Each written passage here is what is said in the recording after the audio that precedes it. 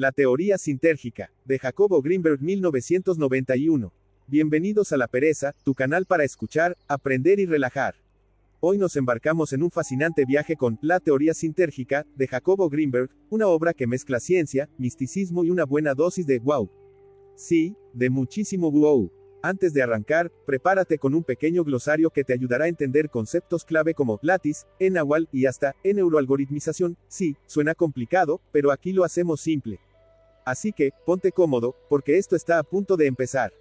Sin mover un dedo. Glosario de términos de la teoría sintérgica 1. Nahual. En la tradición chamánica mexicana, el nahual representa el aspecto espiritual o energético de un ser humano, asociado con la transformación y la conexión con fuerzas más allá de lo físico. 2. Tonal.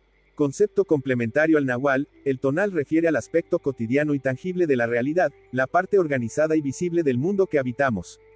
3. Sintérgico. Derivado de síntesis y energía, se refiere al nivel de coherencia y densidad informacional en la interacción entre la conciencia y la estructura universal, látiz. 4. Una matriz energética propuesta por Greenberg que contiene toda la información del universo en cada uno de sus puntos, algo así como Neo en Matrix, una estructura fundamental que define y conecta todo lo que experimentamos, conectando todo en un sistema único e interdependiente.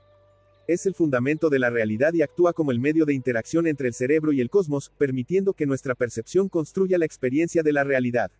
5. Nirvánico.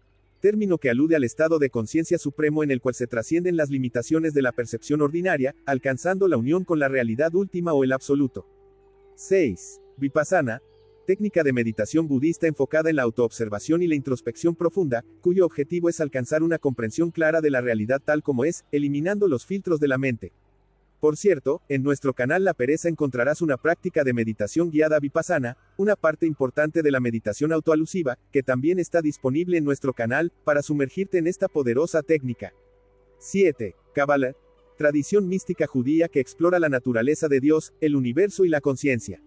Incluye conceptos como el árbol de la vida, los sefirot y las emanaciones divinas que estructuran la realidad. 8. Neuroalgoritmización. Proceso por el cual el cerebro transforma información de la látiz en códigos neuronales organizados, permitiendo la percepción y la conceptualización. Es un mecanismo clave para entender cómo se construye la experiencia consciente. Este glosario recoge conceptos fundamentales que enriquecen la comprensión del modelo planteado por Jacobo Greenberg. Ahora sí, comencemos. El autor dedicó 15 años a la creación y el desarrollo de un novedoso cuerpo mental que denominó la teoría sintérgica. El término sintergia es un neologismo derivado de las palabras síntesis y energía. La presente obra intenta explicar dicha teoría. La estructura del espacio aparece como vacío e invisible para nuestra percepción, sin embargo, cada punto del espacio contiene la información total del resto de los puntos. La mecánica cuántica llama a este fenómeno látice. Esta contiene la información de todo el universo en cada punto. La estructura del espacio incluye muchas dimensiones. Al modificar una porción del espacio, esta modificación afecta a cada uno de los puntos y a la totalidad. Un pensamiento u emoción también afecta a la látice. Existen látices homogéneas y coherentes y otras distorsionadas. La látice es capaz de modificarse. Cada fuerza o campo son distorsiones de la látice, la fuerza gravitacional, la fuerza de interacción, la fuerza electromagnética. A estas fuerzas se les llama bandas sintérgicas, muy importantes para entender la existencia de los niveles de conciencia, ya que cada nivel se asocia con una banda. Entre la realidad y la percepción existen procesos de transformación que suceden a través de nuestra maquinaria neuronal. Esto nos señala que intervenimos en la creación de la realidad perceptual activamente y que no estamos desligados ni de los objetos ni de los seres vivos. La realidad es una, pero la dividimos con fronteras de separación que dependen del nivel de conciencia en el cual funcionamos y no de la realidad en sí. Ken Wilber. Para acceder a la realidad como es, deberíamos colocarnos en la conciencia de unidad, borrar nuestros filtros, nuestra historia personal y nuestros condicionamientos. Lo que percibimos es una creación humana limitada. El nivel de conciencia de cada persona determina la realidad que percibimos. Solo cuando nos convirtamos en la látice misma percibiremos la realidad, tal como es, encaminándonos hacia la conciencia de unidad. Introducción. He dedicado 15 años a la creación y desarrollo de un novedoso cuerpo mental, el que he denominado la teoría sintérgica. En este libro, presento las bases conceptuales de este modelo de la realidad. Durante estos años, he publicado una serie de libros y artículos de investigación que originalmente han intentado compartir la evolución de mi pensamiento, pero nunca he presentado la teoría sintérgica como un producto acabado y completo. Este libro pretende satisfacer este anhelo y propósito de sintetizar, en un solo texto, toda una teoría que por fuerza ha de seguir perfeccionándose, pero que ya se vislumbra como sólida y fundamentada. El origen de la teoría sintérgica fue la pregunta acerca de cómo se realiza la transformación de la actividad cerebral en experiencia sensible. La aparición de un percepto cualitativamente diferente de la actividad neuronal y distinto de los campos energéticos espaciales, la luz como tal no se encuentra ni en los campos electromagnéticos en el espacio ni en la actividad del cerebro, me intrigó y asombró en un nivel tan profundo de mi ser, que decidí dedicarme íntegramente a explorar la posibilidad de explicar esta aparición, utilizando cualquier herramienta útil, desde la investigación neurofisiológica pura hasta los estudios chamánicos y místicos. De hecho, durante estos 15 años, la búsqueda de una respuesta ante la pregunta acerca de la creación de la experiencia y la percepción me han obligado a revisar, vivir y a explorar áreas del conocimiento humano que en apariencia son disímiles e incluso contradictorias entre sí, pero que a la luz de la pregunta que me planteé me han parecido complementarias y mutuamente enriquecedoras. De esta manera, estudios y concepciones de la mecánica cuántica contemporánea, aproximaciones psicofisiológicas, elementos de la mística judía y cristiana, desarrollos del budismo y del yoga hindú y las vivencias de los chamanes mexicanos han aportado las piezas de un vital y fascinante juego de avalorios, que al igual que en la magistral novela de Hermann Hesse ha constituido una delicia lúdica que ahora, con esta obra pretendo compartir con los lectores interesados en comprender las raíces de la creación de cualquiera y de todas las realidades posibles para la mente humana. Capítulo 1. La estructura del espacio. Para el sentido común y la percepción desnuda de conceptualizaciones, el espacio aparece como vacío y carente de una estructura fundamental. Esta carencia, sin embargo, es solamente aparente, puesto que depende de la incapacidad cerebral para decodificar una organización energética que sobrepasa la complejidad neuronal. Esta incapacidad se manifiesta también en el ámbito conceptual cuando a una mente de pobre desarrollo se le presenta alguna idea abstracta que la sobrepasa o cuando la vivencia del otro no posee una referencia experiencial en uno mismo. Algo similar acontece en relación con la estructura del espacio, la cual se presenta como invisible e incluso inexistente para la percepción. Sin embargo, el hecho de que, a partir de una diminuta porción de espacio, sea posible decodificar una imagen visual con un contenido informacional muy elevado, indica que existe una estructura del espacio capaz de incluir esa información. De hecho, la capacidad humana de decodificación espacial, sugiere e indica que el contenido informacional de la totalidad del universo se representa y concentra en cada uno de los puntos del espacio. Por ejemplo, podemos percibir un cielo estrellado de miles de millones de kilómetros de extensión, viéndolo a través de un pequeño orificio hecho en una hoja de papel. Lo que percibimos es la información contenida en el espacio del orificio. Se llega a la misma conclusión a partir del uso de instrumentos ópticos de amplificación.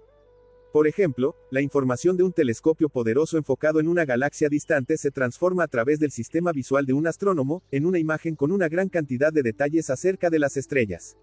Lo que el telescopio realiza es amplificar la información que interactúa con su espejo en el espacio del observatorio, por lo que la información de los objetos distantes se encuentra en cada zona de ese espacio. Desde el mismo punto se pueden enfocar un número infinito de objetos, por lo que ese punto contiene la información acerca de aquellos. A partir de estas observaciones, se puede deducir que cada punto del espacio contiene la información total del resto de los puntos y que debe existir una estructura capaz de contener tal información. La mecánica cuántica ha bautizado con el término látiz a esta estructura. La látiz enrejado o celosía debe poseer una capacidad de inclusión informacional colosal para permitirle contener toda la información del universo en cada uno de sus puntos. Los indios guaraníes han querido expresar la misma idea utilizando una escritura textil. Ellos tejen sus ideas expresándolas a través de telas bordadas. La tela que representa el espacio la fabrican haciendo incidir, en cada punto de la misma, los hilos del resto. La cantidad máxima de información que es capaz de contener una estructura depende principalmente de su capacidad vibracional. Por ejemplo, mientras mayor sea la frecuencia a la que pueda vibrar un campo energético, mayor será la información que logre acarrear y contener. Desde este punto de vista, la látiz del espacio debe ser capaz de vibrar a frecuencias infinitas, en cada uno de sus puntos. Por otro lado, la cantidad de información que una estructura es capaz de contener, depende de la cantidad de dimensiones que incluya. Un plano, por ejemplo, es capaz de contener menor cantidad de información que un objeto tridimensional. Desde este punto de vista, la estructura fundamental del espacio o la látiz del mismo debe estar situada e incluir una cantidad enorme de dimensiones. Podríamos deducir, a partir de las consideraciones anteriores, que la estructura de la látiz del espacio consiste en una matriz de capacidad vibracional colosal y de múltiples dimensiones en la cual la información de su totalidad converge en cada uno de sus puntos. Otra de las características de la estructura de la látiz, deducida a partir de nuestra percepción, es que, al modificar una porción de esta estructura, esta modificación afecta a cada uno y a la totalidad de sus puntos. Por ejemplo, podemos observar la explosión de una supernova desde cualquier zona del espacio utilizando un instrumento con el suficiente poder. De la misma forma, el vuelo de un insecto puede ser visto desde cualquier punto de un paraje, por lo que el cambio ejercido sobre una zona de la látiz debe, por fuerza, afectar y modificar el resto de sus porciones. Desde este punto de vista, la látiz debe poseer una estructura parecida a la de un superconductor de total fluidez y capacidad de interacción entre todos y cada uno de sus elementos. Además de lo anterior y también deducido a partir de nuestra percepción, la estructura de la látiz es no vacía en toda su extensión y en cada uno de sus puntos. Por ejemplo, movámonos en cualquier dirección del espacio o situémonos en cualquiera de sus localizaciones y nunca nos encontraremos con una zona en la cual desaparezca la imagen resultante de la decodificación de la látiz. Por lo tanto, la látiz ocupa todo el espacio sin zonas de ausencia de la misma. De lo anterior se deduce que la estructura de la látiz es la de una matriz superconductora de múltiples dimensiones, sin zonas de discontinuidad, con una capacidad vibracional colosal y una organización de convergencia total en cualquiera de sus puntos. Otra de las características de la látiz, también deducida a partir de nuestra percepción, es que la información contenida en su estructura puede ser decodificada como un continuo. Cuando, por ejemplo, nos movemos en una dirección, las imágenes se funden unas con las otras dándonos la sensación de continuidad perceptual. Por supuesto que esa continuidad depende de las características de nuestro procesamiento cerebral, el cual actúa como una especie de pegamento de la realidad, pero también refleja una continuidad informacional básica contenida en la estructura fundamental de la misma látiz. Otra de las características de la látiz es que posee la capacidad de modificar su propia estructura en diferentes escalas temporales. Un neutrón es una modificación de la estructura básica de la látiz con una fijeza y permanencia mayor que un mesón. De la misma forma, una roca es una distorsión de la látiz con mayor duración que la flama de una vela. Ya veremos más adelante que un pensamiento o una emoción también afectan la estructura de la látiz y son distorsiones de la misma estructura, al igual que lo que denominamos un objeto material macroscópico o una partícula elemental microscópica. La permanencia temporal de una distorsión de la látiz depende, entre otras cosas, de la recurrencia de la misma y de si su estructura coincide con algún modo de organización natural de la látiz. Una zona de la látiz en la cual no existan distorsiones debe ser totalmente homogénea y coherente. Desde el punto de vista perceptual, este polo de total coherencia aparecería como invisible y vacío de objetos. En él, un instrumento capaz de detectar algún índice gravitacional mostraría una ausencia de esta fuerza, indicando una falta de curvaturas del espacio. En cambio, en una zona de la látiz con distorsiones locales, nuestra percepción detecta la presencia de objetos y el instrumento gravitacional mostrará la presencia de gravitación, indicando la existencia de curvaturas del espacio. En este polo de la látiz la coherencia es menor que en la látiz en su estado básico no distorsionado. Un ejemplo perceptual denotando las diferencias de coherencia de la látiz se vislumbra en el llamado efecto de movimiento relativo entre objetos distantes y cercanos a un observador. Los objetos lejanos con respecto a un observador permanecen fijos y parecen seguir su movimiento, obsérvese la luna desde un automóvil en movimiento. En cambio, los objetos cercanos al punto de observación no permanecen fijos y cambian de posición relativa al movimiento del observador, la carretera o los árboles cercanos al automóvil. Lo anterior se explica considerando que la información acerca de objetos lejanos se representa en el espacio con el cual interactúa el observador, en forma más coherente que los cercanos, de tal forma que en cada punto de interacción, la información de objetos lejanos parecería estar duplicada y por ello su percepción desde cualquier punto es la misma. En cambio, la representación informacional en la zona de interacción con la látiz, de objetos cercanos al observador, no es coherente y por lo tanto cada punto contiene diferente organización informacional y por ello la apariencia perceptual es de cambio relativo al movimiento del observador. Las diferencias de coherencia en la organización informacional de la látiz se asocian con los niveles de convergencia de la información de cada punto. En una zona hipotética de máxima coherencia de la látiz, lejana de cualquier distorsión, cada punto contiene la información total del universo distribuida coherentemente porque en esa zona, la convergencia informacional es máxima. En cambio, en los puntos de la látiz cercanos a distorsiones de su estructura, los ángulos de convergencia de diferentes distorsiones cambian, dando lugar a una disminución de la similitud de la organización informacional de esos puntos y por lo tanto una menor coherencia. De hecho, nuestro sistema nervioso detecta los cambios de coherencia de la látiz manifestándolos ante nuestra percepción como sensaciones de acercamiento o alejamiento con respecto a objetos y como la percepción de velocidad y aceleramiento. Las zonas de la látiz de mayor coherencia, la teoría sintérgica las denomina zonas de alta sintergia, mientras que las zonas de menor coherencia las llama de baja sintergia. El término sintergia es un neologismo derivado de las palabras síntesis y energía. El polo de mayor sintergia de la látiz posee una estructura de máxima coherencia, densidad informacional, convergencia y homogeneidad, no pudiendo detectarse en él ni cambios gravitacionales ni objetos discretos. Esto último es así porque la gravitación y la materia se asocian con distorsiones de la organización básica, coherencia, de la látiz. En cambio, el polo de baja sintergia de la látiz, lo que percibimos como materia sólida, posee una estructura de mínima coherencia, baja densidad informacional, mínima convergencia y homogeneidad, detectándose en él fuerzas gravitacionales. La látiz en su estado fundamental posee una capacidad potencial asombrosa de modificación. Todas y cada una de las partículas elementales y de los campos y fuerzas descritas por la física contemporánea surgen a partir de las posibles distorsiones que la látiz es capaz de asumir.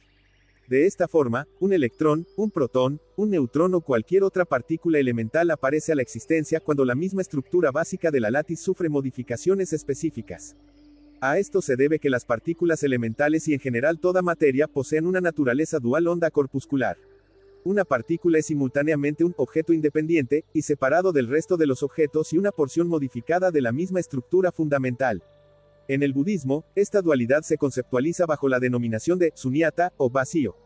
Este concepto implica la consideración que ningún objeto posee existencia absoluta e independiente, sino que forma parte de una matriz de interrelaciones y por lo tanto se alimenta del resto con el cual se interconecta y del cual depende su existencia. La látiz muestra las mismas características. Todo se encuentra entrelazado dentro de su estructura y todo objeto y materia surge de modificaciones o distorsiones específicas de la misma, manifestando una existencia interdependiente con el resto de los objetos. Ya veremos más adelante que ni la experiencia individual, el cuerpo o el cerebro escapan a esta condición de vacío o sunyata. Por lo tanto, la látiz posee la capacidad potencial de manifestarse en múltiples condiciones e infinitas formas, siendo esta capacidad otra de sus características básicas. La estructura capaz de lo anterior debe consistir de algún material absolutamente plástico, en el sentido de su capacidad infinita de asumir diferentes formas. Ahora bien, antes mencionaba que una de las características de la organización de la estructura de la látiz es su continuidad. Esta continuidad, sin embargo, existe solo parcialmente y en el interior de lo que se podrían denominar bandas discretas de organización. Existen familias de distorsiones de la látiz y estratos cuánticos de su organización distribuidos en niveles discretos. A estas bandas la física las denomina fuerzas, y de ellas se han descrito 4. 1. Fuerza gravitacional 2, fuerza de interacción débil 3, fuerza de interacción fuerte 4, fuerza electromagnética. Cada una de estas fuerzas o campos son particulares familias de distorsiones fundamentales de la látiz. Dentro de cada banda hay continuidad, pero de una a la otra existe un paso abrupto. En este texto y como parte de la teoría sintérgica, a estas bandas, fuerzas, o campos los denominaré bandas sintérgicas. La consideración de las bandas sintérgicas es esencial para entender la existencia de los niveles también discretos de la conciencia, porque cada nivel de la conciencia se asocia con una banda sintérgica. El desconocimiento de sunyata ha llevado a la mente occidental a olvidar que entre la realidad y su percepción existen variados y complejos procesos de transformación por parte de la maquinaria neuronal. De esta forma confundimos el producto de estas transformaciones con su origen. Consideramos, por ejemplo, que existe un mundo exterior a nosotros con objetos desligados de nuestro procesamiento, cuando en realidad intervenimos activamente en la creación de la realidad perceptual y no estamos desligados ni de los objetos que percibimos ni de los seres vivos con los cuales interactuamos. La realidad es una, pero como bien lo dice Ken Wilber, la dividimos con fronteras de separación que dependen del nivel de conciencia en el cual funcionamos y no de la realidad en sí. Nuestro sistema cerebral interactúa con una porción limitada de la látiz a través de sus órganos receptivos. Esta porción de la látiz es transformada en un lenguaje neuronal y después de varias transformaciones que se explicarán más adelante, se crea una imagen perceptual que siempre es una representación y no la realidad en sí. Para poder acceder a esta realidad deberíamos primero colocarnos en conciencia de unidad, borrar todos nuestros filtros, historia personal y condicionamientos. Como esta posibilidad raramente se actualiza, la realidad que percibimos la confundimos con la realidad. De esta forma, como el espacio para nuestra percepción limitada, se nos presenta como invisible y los objetos como separados y autónomos, consideramos que la realidad está constituida por objetos externos a nosotros y con existencia absoluta, cuando en verdad ni los objetos son autónomos e independientes ni el espacio es inexistente. Podríamos incluso solidificar el espacio o desmaterializar objetos tal y como lo hacía Milarepa, el legendario poeta tibetano, o lo realizan algunos de los más poderosos chamanes nahuales mexicanos. No sabemos qué es lo que se encuentra fuera de nosotros mismos ni qué es lo que nos estimula. Conocemos únicamente el producto final de nuestro procesamiento cerebral, pero lo confundimos con la realidad en sí. Basta recordar que en un punto del espacio se concentra la totalidad de la información del universo y que nosotros decodificamos en forma parcial esa información y a partir de allí construimos nuestros perceptos para darnos cuenta de que lo que percibimos es una creación humana limitada y que las cualidades que le adjudicamos a la realidad resultan de una interacción restringida con la látiz del espacio. Por ejemplo, la luz como tal no existe en la látiz, ni tampoco el sonido. El punto de la látiz que decodificamos, no contiene la geometría de la imagen que resulta de su procesamiento cerebral tal y como se nos presenta a la percepción. El punto de la látiz que decodificamos es un conjunto colosalmente complicado de morfologías energéticas concentradas en una estructura. Allí no hay colores ni formas, ni cambios de perspectiva ni objetos externos. Es la manera como decodificamos esas morfologías y las transformamos que da como resultado lo que vemos. Desde luego que cualquier punto de la látiz contiene, en forma algorítmica, todos los elementos que más tarde hacen aparecer una imagen. Todos los detalles de cualquier percepto, todas las formas geométricas, los colores, los cambios de perspectiva y las texturas se encuentran algorítmicamente concentradas en cada punto de la látiz. Pero en su decodificación añadimos nuestra propia estructura y organización cerebral y de la interacción entre esta y las características de la látiz, surgen las cualidades, luz, sonido, textura, etc., que nos son familiares. Cada punto de la látiz contiene en su estructura mucha mayor información y posibilidades de decodificación que las que nuestro cerebro logra decodificar. Dependerá del funcionamiento neuronal la capacidad de decodificación y este funcionamiento, a su vez, está determinado y determina el nivel de la conciencia en el cual funcionamos. Por lo tanto, es el nivel de conciencia de cada quien el que determina la realidad que percibimos. No es azarosa la forma en que decodificamos la látiz. Ya veremos más adelante que la propia organización del cerebro humano es un modelo de la látiz. Pero este modelo todavía no llega a ser idéntico al territorio que quiere representar. Únicamente cuando nos convirtamos en la látiz misma, estaremos en posibilidad de percibir la realidad tal como existe y tal como es en sí. Esta posibilidad no es imposible y se encuentra a nuestro alcance, pero depende del logro de un desarrollo encaminado hacia la conciencia de unidad el actualizarla. Este capítulo, dedicado a desentrañar la estructura del espacio y la látiz, no debe dejar en la mente del lector la impresión de que la látiz es el último nivel de la realidad, o de que no existe nada fuera de la realidad de la látiz. La discusión de la posible existencia de algo, no restringido a la látiz, no puedo encararla en este capítulo, pero sí mencionarla ahora y analizarla más adelante. Por lo pronto dedicaré los siguientes capítulos al análisis de las transformaciones que nuestro cerebro ejerce sobre la látiz hasta desembocar en nuestra percepción e imágenes. Haré énfasis en la decodificación asociada al mundo visual porque de todos los niveles perceptuales es el que más ejemplifica nuestra acción sobre la látiz y las transformaciones que ésta sufre. Antes de terminar, quiero mencionar que la física contemporánea está, al igual que la teoría sintérgica, interesada en lograr entender cuál es la estructura básica del espacio. La metodología de la física es, sin embargo, diferente de la que he utilizado. Los físicos utilizan una herramienta matemática sofisticada y una serie de experimentos propios a su disciplina para arribar a sus conclusiones. Las mismas conclusiones se pueden conquistar utilizando, como aquí lo he hecho, un análisis basado en la fenomenología de la percepción humana y de otros organismos.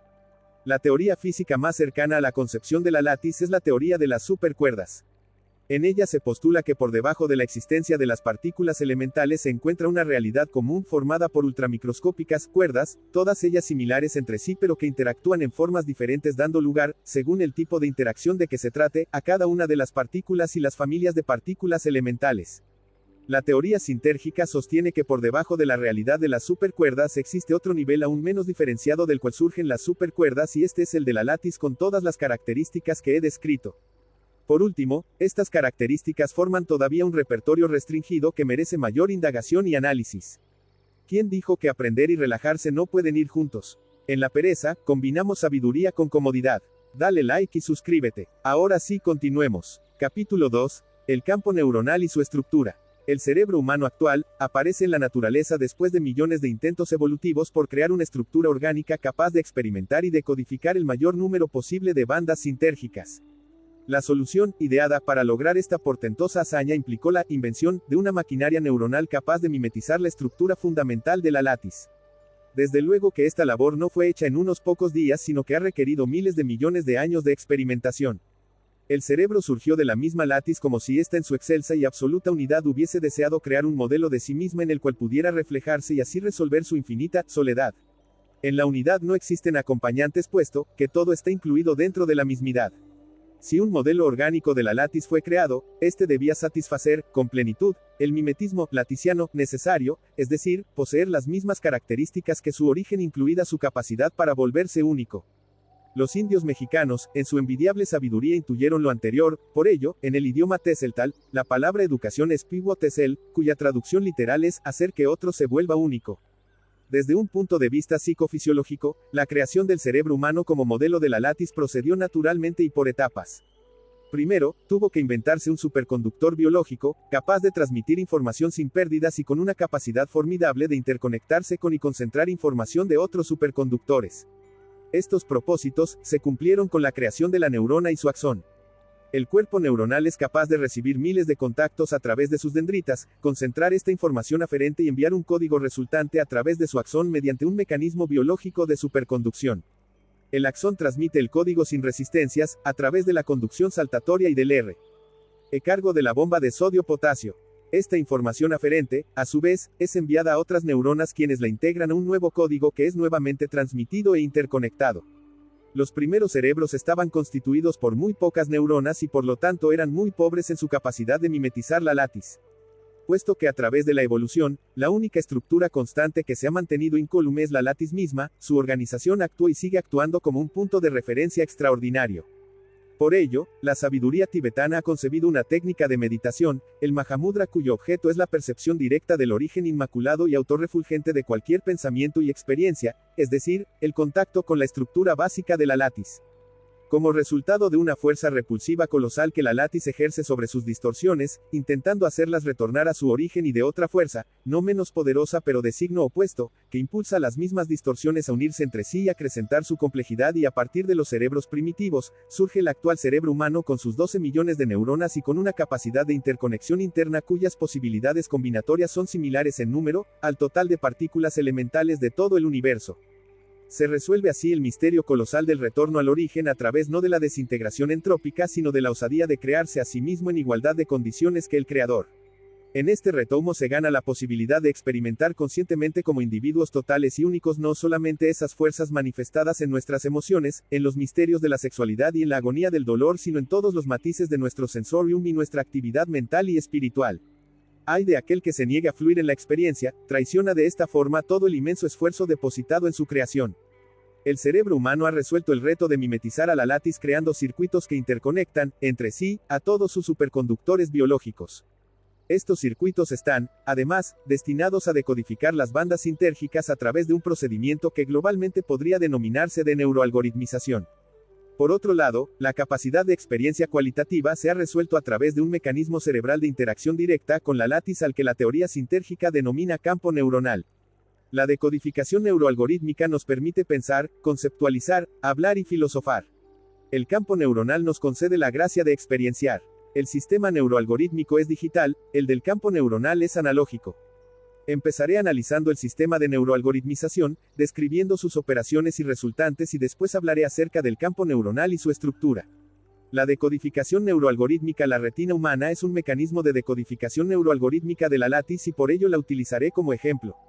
Dotada de más de 300 millones de receptores que transforman los campos electromagnéticos de los fotones en potenciales eléctricos generadores, constituida por lo menos de 3 capas de células de interconexión que son otros tantos niveles de neuroalgoritmización y de 1 millón de axones de salida, la retina transforma una porción de la latis en un código eléctrico en por lo menos 1 millón de canales de 2 dimensiones, el cual penetra al resto de las estructuras visuales del cerebro. Cada axón del nervio óptico concentra, en un código eléctrico digital, la información proveniente de cientos de receptores retinianos. Estos convergen la información originada en la latis hacia una capa de células bipolares, la que a su vez converge en una tercera capa de células ganglionares. Cada célula ganglionar recibe información de varias células bipolares, las que, a su vez, incorporan información de decenas de receptores. La salida de las células ganglionares, los axones del nervio óptico, concentran en un código unificado, la información que originalmente activó, en forma dispersa, a un conjunto de receptores. Cualquier código que concentra información la algoritmiza, porque un algoritmo es una fórmula o código que concentra información proveniente de diversas fuentes. El mecanismo retiniano de algoritmización crea en los axones del nervio óptico un neuroalgoritmo, el que a través de 1 millón de canales concentra la información proveniente de más de 300 millones de receptores. Este código es discreto porque está constituido de pulsos eléctricos de milisegundos de duración formando patrones temporales complejos.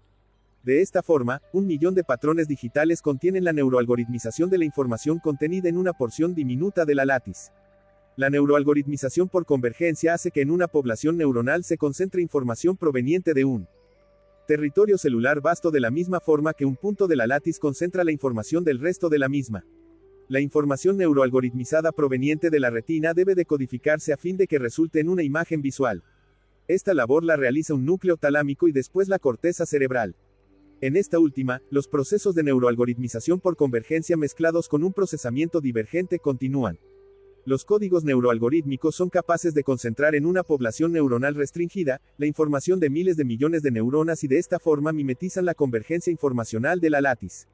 Los códigos neuroalgoritmizados del sistema visual interactúan con códigos del sistema auditivo y de otros sistemas. Estas interconexiones activan, en las cortezas polisensoriales de asociación, neuroalgoritmos de segundo y tercer orden concentrando aún más información. Un continuo neurosintérgico del cerebro, similar al continuo sintérgico de la látiz, puede ser abstraído en el cual el polo de menor neurosintergia se localiza cerca de la superficie de los receptores y el polo de alta neurosintergia se sitúa en las estructuras polisensoriales de alto nivel neuroalgorítmico.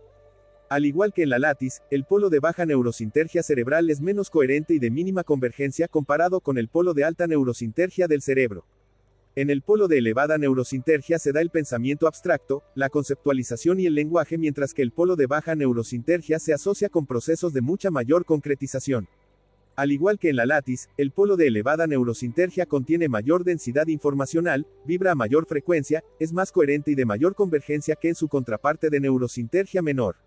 De la misma forma, el polo de mayor neurosintergia contiene un mayor número de dimensiones que el polo de menor neurosintergia por el carácter polisensorial del primero y unisensorial del segundo. Un neuroalgoritmo de alta neurosintergia incorpora un mayor tiempo de procesamiento, por lo que las funciones asociadas con su activación implican una expansión en la duración del presente. Esta expansión quiere decir que en el código neuroalgorítmico de alta neurosintergia eventos pertenecientes a diferentes órdenes temporales están incluidos y concentrados. La complejidad de una función está directamente relacionada con su nivel neurosintérgico. Por ello, los procesos conceptuales y de alta abstracción están asociados con un funcionamiento de elevada neurosintergia, puesto que implican una alta densidad informacional y una potente neuroalgoritmización. La similitud entre la estructura de la látiz y la organización del cerebro es notable y se puede constatar para cada una de las condiciones que analicé en el capítulo 1, a saber, 1. En la látiz se observa una convergencia informacional en cada uno de sus puntos.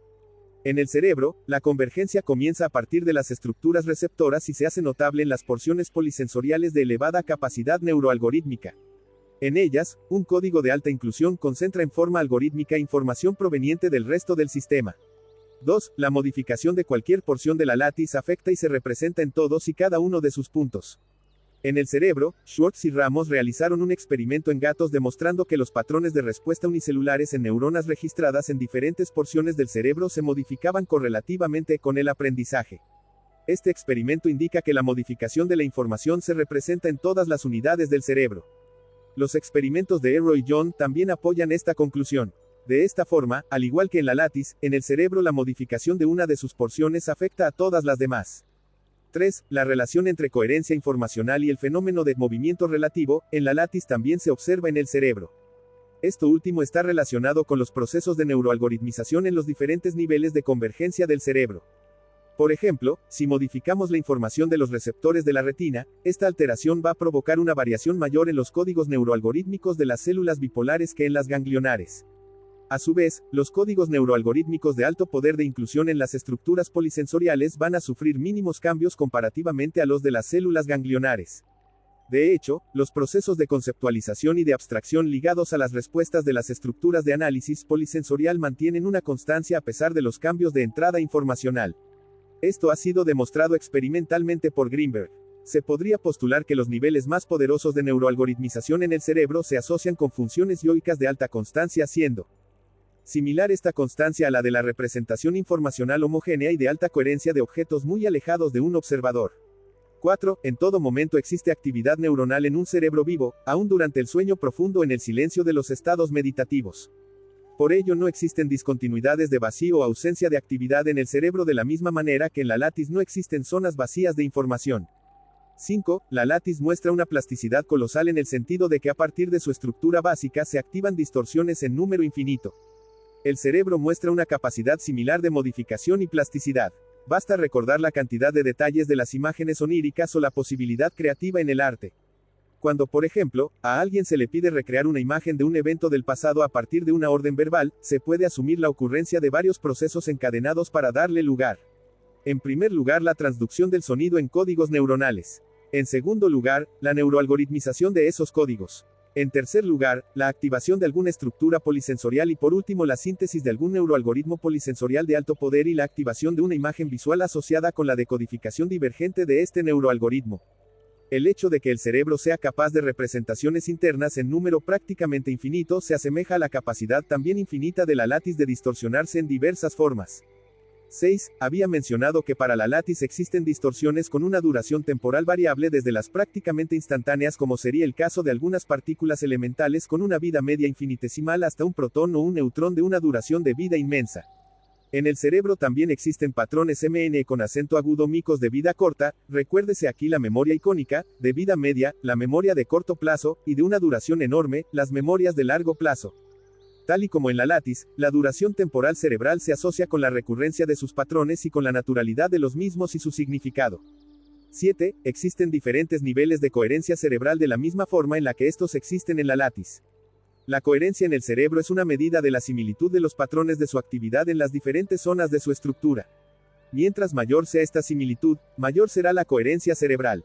Una medida del funcionamiento unificado del cerebro es la coherencia interhemisférica. En estudios de laboratorio hemos constatado que a medida que se incrementa la coherencia interhemisférica, aumenta la sensación de unificación interna y se activan estados de silencio interno. Los estados de elevada coherencia interhemisférica son condiciones de alta neurosintergia y parecerían corresponder con los niveles de organización de superior sintergia de la látiz en los cuales no existen distorsiones de la misma, hay ausencia de objetos y fuerzas gravitacionales, es decir, también silencio. 8. Otra similitud entre la látiz y el cerebro es la ausencia de isomorfismos. En el cerebro la salida del nervio óptico activada por la estimulación retiniana, es un código digitalizado de 1.000.000 de canales que no tiene semejanza ni con la imagen que resulta de su decodificación ni con la organización energética de la látiz que lo estimuló.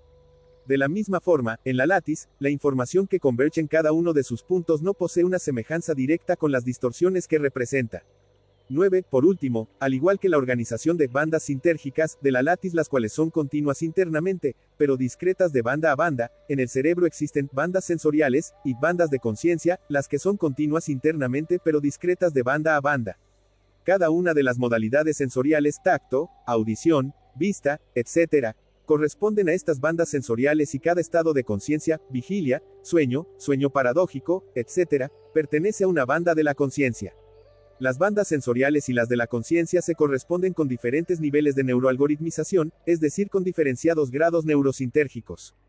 Por ejemplo, la banda auditiva se activa después de un procesamiento cerebral de 30 milisegundos, mientras que la banda visual requiere 50 milisegundos de procesamiento.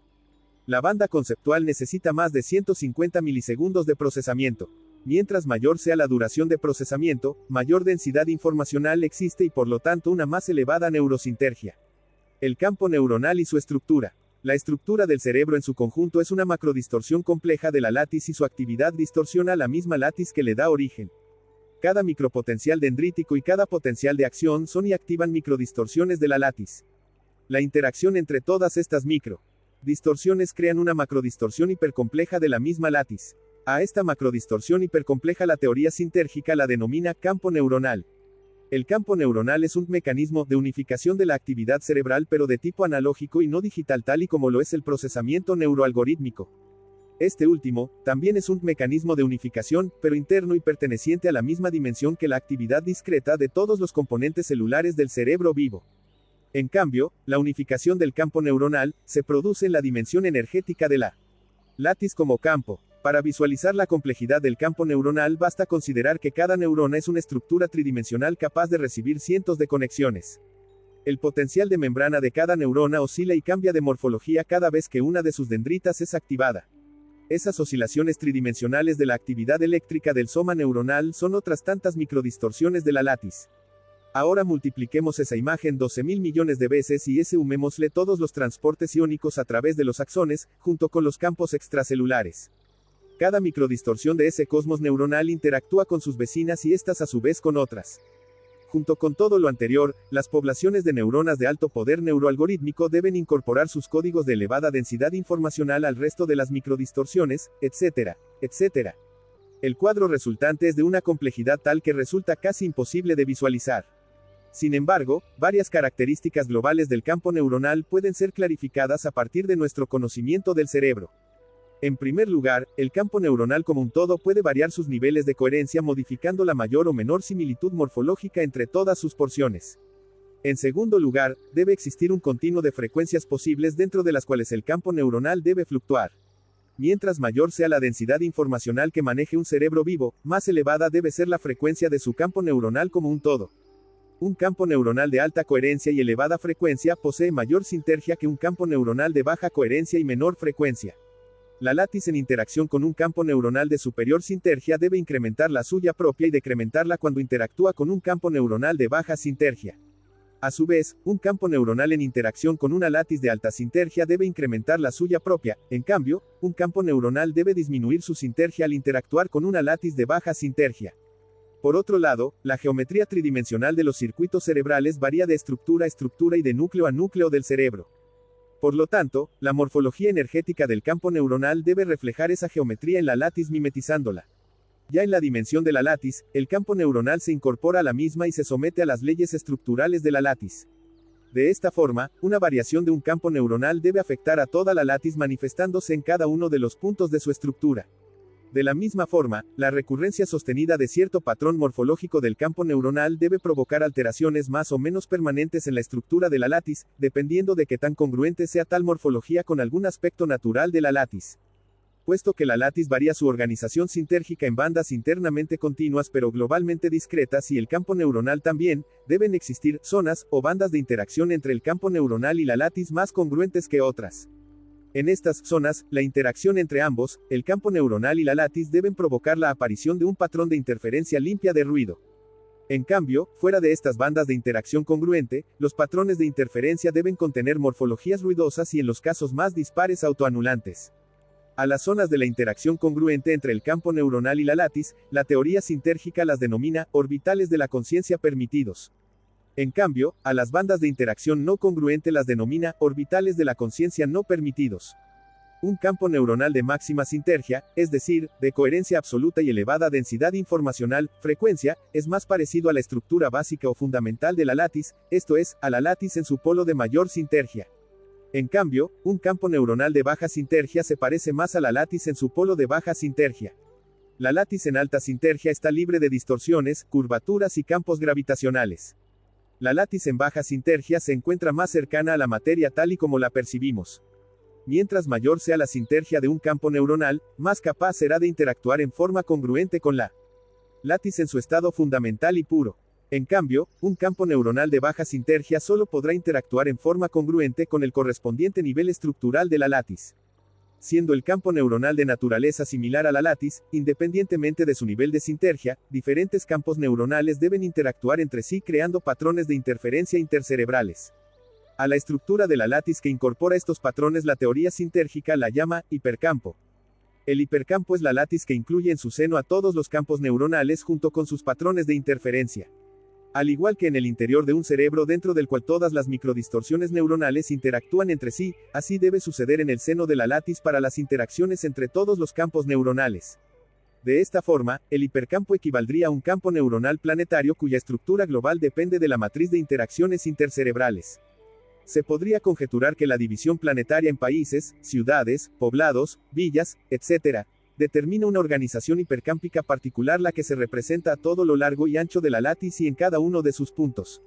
El hipercampo también incorpora dentro de su estructura los campos neuronales provenientes de cerebros no humanos. A este hipercampo la teoría sinérgica lo denomina hipercampo expandido. Los mecanismos cerebrales de decodificación de la látiz también son sensibles al hipercampo humano y al hipercampo expandido. La posibilidad de decodificar la látiz y ambos hipercampos depende de la capacidad neuroalgorítmica de un cerebro. Si una organización sobrepasa en su sinergia la capacidad neuroalgorítmica de un cerebro y a la sinergia a la cual es capaz de funcionar su campo neuronal, esa organización no será percibida. Solamente se percibe aquello que no sobrepasa la capacidad cerebral de neuroalgoritmización y la sinergia de un campo neuronal. La capacidad de neuroalgoritmización depende de la existencia o no de errores de codificación. Si estos existen, esta capacidad estará limitada por ellos. Un cerebro libre de errores de codificación podrá decodificar las bandas sintérgicas que otro cerebro con errores de codificación no será capaz de decodificar. Todas las técnicas de desarrollo de la conciencia, tales como la meditación y las prácticas psicoterapéuticas, tienen como objetivo el incrementar la capacidad de neuroalgoritmización del cerebro, elevando con ello la sinergia del campo neuronal. Una elevación de la sinergia del campo neuronal implica una expansión de la conciencia y una incorporación a la conciencia humana de un mayor número de bandas sintérgicas. Esta incorporación es un acercamiento de la conciencia individual a la conciencia de unidad. ¡Hey, explorador del cosmos! Si este contenido está expandiendo tu mente, imagina todo lo que tenemos para ti en La Pereza. Suscríbete, activa la campanita y sigue escuchando sin mover un dedo. Que tu próxima pausa sea aquí con nosotros. Capítulo 3. La experiencia como resultado de la interacción entre el campo neuronal y la latiz del espacio. Paradójicamente, a partir de que el hombre adjudicó a la materia el papel que le correspondía a la conciencia como origen de todas las cosas, perdió la posibilidad de explicar su propia experiencia, cuando su motivación era precisamente el entenderla. No es posible comprender la experiencia sensible adjudicando su emergencia a un campo energético o a la interacción de varios campos inanimados, a menos de que la dicotomía materia-conciencia se unifique y se postule a la conciencia y no a la materia como primer dato y punto de partida. Desde este punto de vista, la conciencia es un atributo propio de la latiz y por lo tanto de todas sus distorsiones, incluyendo el campo neuronal y ambos hipercampos. También a partir de aquí se puede postular que las bandas sintérgicas son verdaderos orbitales de la conciencia. La conciencia existe a lo largo de todos los niveles sintérgicos que la latiz es capaz de asumir, pero su cualidad depende de la complejidad, coherencia, densidad informacional de cada uno.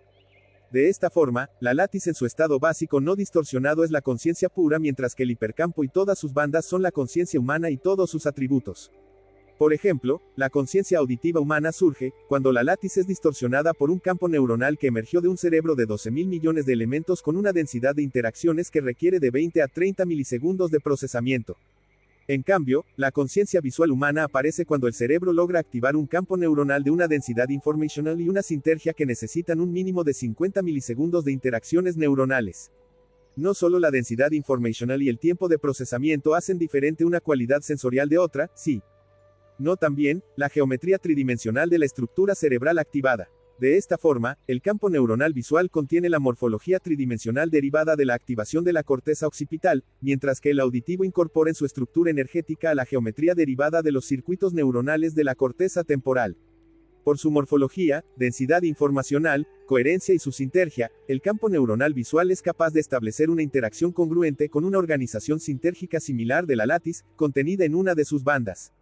Al resultante patrón de interferencia de la latiz la experimentamos como el mundo visual cualitativamente diferente de la realidad sonora, la cual resulta de la activación congruente de un patrón de interferencia en otra banda sintérgica. Las diferentes cualidades de la conciencia son conocidas únicamente por experiencia directa, pero el darse cuenta de su existencia depende de su adecuada neuroalgoritmización. Ni la conciencia en sí puede ser definida ni sus cualidades pueden ser reconocidas a través de una explicación teórica de sus componentes energéticos. Tal intento está de antemano, destinado al mismo fracaso y frustración que el que resulta de la pretensión de explicarle a un ciego lo que es la luz o un sonido a un sordo de nacimiento. Las cualidades de la conciencia solo pueden ser conocidas a través de su vivencia directa, además de por razones obvias, porque pertenecen y están situadas en un eje de desarrollo evolutivo al cual debe uno pertenecer y en el que se requiere estar situado para poder tener acceso a la vivencia de la cualidad correspondiente de la conciencia. Este eje evolutivo posee una dirección la cual fue magistralmente explicitada por Teilhard de Chardin con los conceptos de complejificación y centralidad. Según este pensador, la evolución tiene un sentido ascendente y se dirige hacia un hipotético punto omega, el cual actúa como un atractor extraño del futuro ideal del hipercampo. Este mismo eje de complejificación y unificación es el que ha determinado la unión de varias partículas elementales dando lugar a un átomo, de varios átomos dando lugar a una molécula, de varias moléculas dando lugar a una proteína, de varias proteínas dando lugar a una célula elemental, de varias células resultando en un tejido, un órgano y un organismo. El cerebro humano parecería el más reciente logro de este proceso. En él, los procedimientos de complejificación y unificación se aceleran vertiginosamente por su capacidad de neuroalgoritmización y de creación de campos neuronales de elevada sinergia. A partir del cerebro, la naturaleza cuenta con un instrumento de incremento de complejidad y centralidad dados por un mecanismo interno, ahorrándose así el colosal trabajo y el tiempo requerido en crear nuevas especies. El punto omega se sitúa en la latis misma y cuando un cerebro logre mimetizarla obtendrá la ganancia colosal de la conciencia pura. Se antoja pensar que el hombre decidió voluntariamente perder el paraíso de la unidad inconsciente con la latis para ganar el paraíso de la unidad consciente con la misma latis. En esta pérdida y ganancia Dios actuó como cómplice por su deseo de ser acompañado por alguien de su misma osadía y altura. El éxito en esta aventura magistral está todavía por verse. Las cualidades de y los niveles de la conciencia están situados en este mismo eje evolutivo en el cual la cualidad táctil apareció antes que la auditiva y esta previamente a la visual. Un organismo poco evolucionado con un cerebro primitivo es incapaz de crear un campo neuronal con suficiente sinergia como para lograr una interacción congruente con la banda auditiva o visual. La naturaleza tuvo que crear cerebros y organismos con un mayor número de elementos para lograr campos neuronales de la suficiente sinergia como para interactuar en forma congruente con orbitales de la conciencia más complejos y así activar las cualidades sensoriales correspondientes. El hecho de que cada cualidad de la conciencia requiera de mayor tiempo de procesamiento dio lugar al incremento en la duración del presente para cada cualidad.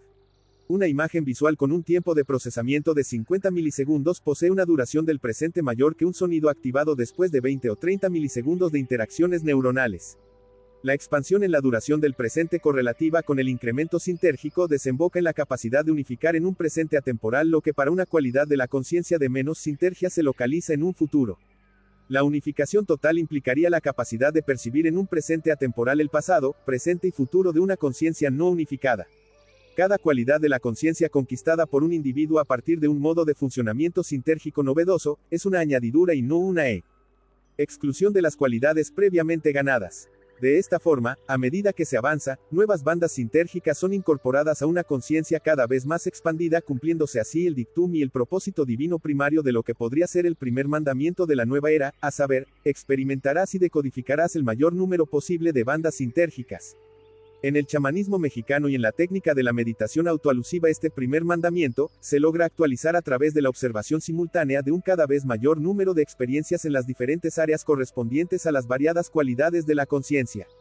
El logro de la unidad se produce cuando el observador incorpora en un acto simultáneo de observación, todos los contenidos de la experiencia. En esta hazaña el observador se confunde con sus contenidos y desaparece la división entre ambos, lográndose así el acceso a la realidad del yo puro. Esta es la lógica en la que se basa la técnica de meditación autoalusiva. Karl Pribram decía en una ocasión que no existiendo isomorfismo entre una imagen visual y el procesamiento cerebral, debería buscarse en este procesamiento algún nivel que por lo menos fuera capaz de contener los mismos detalles de la imagen resultante. Él consideraba que el nivel de micropotenciales dendríticos cumplía con este requisito. La teoría sinérgica sostiene que el campo neuronal es el antecedente inmediato de la imagen no solamente porque es capaz de contener, en su estructura, todos los detalles del percepto, sino porque los unifica y una de las cualidades de la percepción visual es la unificación. Una imagen visual es un producto acabado y unificado y si bien es cierto que ni la codificación del nervio óptico es isomórfica con la imagen ni tampoco la activación cortical lo es, debe existir un antecedente inmediato de cualquier imagen si no isomórfica con la misma, sí con la capacidad de serlo en algún nivel. De otra forma, sería imposible explicar la relación entre actividad cerebral y experiencia. El campo neuronal se vuelve isomórfico con la imagen visual cuando su estructura interactúa con la banda sinérgica visual. Ni la banda sinérgica, ni el campo neuronal son idénticos en forma, isomórficos, con el percepto, pero el patrón de interferencia resultante de su interacción debe serlo. Cuando dos campos energéticos interactúan, crean una estructura emergente diferente a la que posee cada uno por separado. Una imagen simple que ayuda a entender lo anterior es la de dos ondas concéntricas producidas en la superficie de un estanque. Cuando estas ondas circulares interactúan se crea una geometría compleja que deja de ser circular para convertirse en otra. Algo similar pero de un orden de complejidad infinitamente superior debe suceder en la interacción entre el campo neuronal y la latis. El patrón de interferencia resultante, además de ser tridimensional, posee características sinérgicas que no se encuentran ni en el campo neuronal aislado ni en la latis por sí misma. Si una imagen resulta de este patrón, debe existir un momento inmediatamente previo al surgimiento de la misma en el cual la dimensión energética de la latis asuma la misma forma que la imagen. Este isomorfismo indica que lo que vemos es en realidad el patrón de interferencia activado por nuestro campo neuronal en interacción con la látiz, por lo que no es metafórico afirmar que vivimos en el interior de una especie de burbuja de la percepción, recordando aquí a Carlos Castaneda, y que estamos inmersos dentro de nuestro propio cerebro observando la pared interna de su movimiento expansivo. Uno se pregunta si es posible una percepción desde el exterior de esta pared y cuál podría ser la imagen resultante, y la respuesta se halla en la existencia misma del observador. Ni la látiz, ni el campo neuronal como tampoco su interacción forman el último nivel de la realidad o representan una cárcel inescapable y todo abarcante. Existe algo fuera de la existencia de la látiz y aún de los dos hipercampos, y este algo es el observador. Capítulo 4. Los orbitales de la conciencia. La denominación orbitales de la conciencia se refiere a la existencia de diferentes niveles de la conciencia. En la realidad, la conciencia es una y permea toda manifestación, desde la látiz en su estado básico o fundamental hasta cualquiera de sus distorsiones, incluyendo el campo neuronal y ambos hipercampos. Sin embargo, el ser humano delimita la conciencia única y la focaliza, y de allí resulta su división en niveles. Dependerá del funcionamiento individual, el acceso a los diferentes niveles de la conciencia. Este acceso es en realidad una transformación perceptual dimensional, por lo que los niveles de la conciencia dependen de la percepción del observador y de su identificación. Así, por ejemplo, un observador capaz de identificar su conciencia individual con la estructura básica de la látiz alcanzará la conciencia de unidad. En cambio, una identificación del observador con el cuerpo orgánico activará un nivel de conciencia corporal. El acceso dimensional del observador y su fiscalización dará como resultado su funcionamiento dentro de una matriz de relaciones, y ella constituirá su territorio perceptual. Parecería que el observador es capaz de percibir e identificarse con cualquiera y todos los estratos dimensionales de la organización de la látiz, significando con esto, que se encuentra en sí mismo, en una dimensión que incluye a la propia látiz. En otras palabras, la capacidad del observador de percibir todos los niveles de la látiz, incluyendo esta en su estado básico, implica que el observador no pertenece al universo de la látiz sino a otro independiente de ella. Existen diferentes modelos que son otras tantas aproximaciones al análisis y descripción de los diversos orbitales de la conciencia. Todos ellos tienen en común la consideración de que los niveles de la conciencia dependen de la percepción del observador y esta del territorio con el cual se identifica. Presentaré primero el modelo que propone el misticismo judío, la Kabbalah, después el modelo teosófico, más adelante el modelo chamánico, después el modelo budista, el modelo de la psicología transpersonal y por último, el modelo sintérgico. El modelo cabalístico. De acuerdo con Gershom G. en ninguno de sus sistemas, los cabalistas dejaron de afirmar la existencia de interrelaciones entre todos los mundos y niveles del ser. Todo, según ellos, está conectado con el resto. De cualquier punto, las profundidades infinitas pueden ser contempladas. De acuerdo con el sistema de Moisés Cordovero, el ascenso del hombre hacia mundos superiores y a la frontera del vacío, no involucra movimiento por parte suya, puesto que, en donde tú te halles, allí se encuentran todos los mundos. De acuerdo con la Kabbalah, lo que se localiza abajo se encuentra arriba y lo que está en el interior se sitúa en el exterior. Kabbalah afirma que no solamente el todo está contenido en cada parte, sino que también actúa sobre todo el resto. Aunque después analizaré el modelo sintérgico, no resisto aquí la tentación de hacer recordar la similitud entre estas ideas y la organización de la látiz tal y como fue descrita en el primer capítulo de este libro. De la misma forma, la consideración cabalística de que cualquier acto o pensamiento tiene un efecto sobre la totalidad, tiene su demostración experimental en los efectos que el campo neuronal produce sobre la látiz, otros campos neuronales y ambos hipercampos. El modelo que postula la Kabbalah es simultáneamente longitudinal y concéntrico. La aproximación longitudinal intenta resolver el misterio de la creación desde un principio trascendente e invisible hasta su manifestación en la acción. Este modelo tiene por lo menos 6 niveles que son otros tantos mundos o universos. Cada universo pertenece a una dimensión distinta. Al mismo tiempo, cada universo está asociado con un nivel del alma y con una letra hebrea. Vamos a explorar una tabla que relaciona los niveles del alma, según la Kabbalah, los universos y las letras hebreas asociadas, basada en un estudio de Aryeh Kaplan en su obra Meditación y Kabbalah. Primero, describamos los niveles del alma y sus relaciones. 1.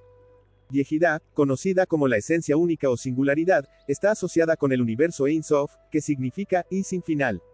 Este nivel representa el estado más elevado y puro, y su letra hebrea es el Yud. 2. Hay, la esencia viva, se relaciona con el universo de Atzilut, también llamado el mundo de la emanación. Este nivel refleja el flujo vital que conecta al alma con la creación divina. Su letra hebrea también es el Yud. 3. Nesoma, que puede traducirse como neuma o aliento, corresponde al universo de Beriyá, el mundo de la creación.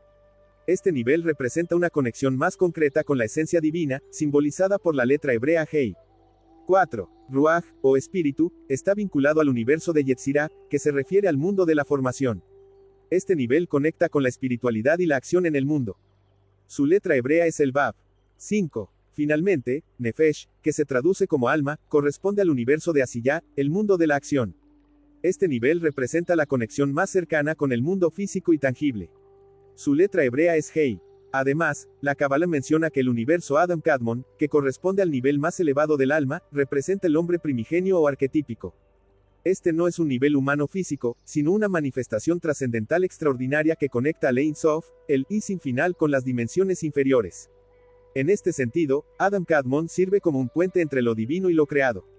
El universo del Adam Kadmon es el del hombre primigenio o arquetípico. El Adam Kadmon representa a lo humano en su origen o estrato de mayor abstracción. No es, en realidad, el primer nivel trascendente sino una manifestación, extraordinariamente elevada de aquel. Por arriba de Adam Kadmon, la Kabbalah sitúa al Ein Sof cuya traducción sería el sin final ligado íntimamente con Dios. El nivel del alma, asociado con el Adam Kadmon es Yehidá cuya traducción literal es singularidad, y que constituye la esencia única, y lo que no puede dividirse y es uno. Así como del Ein Sof proviene el Adam Kadmon, de este último surge Atzilut, que es lo de mayor cercanía al hombre arquetípico y que se asocia con el nivel del alma Chai, la esencia viva o lo viviente.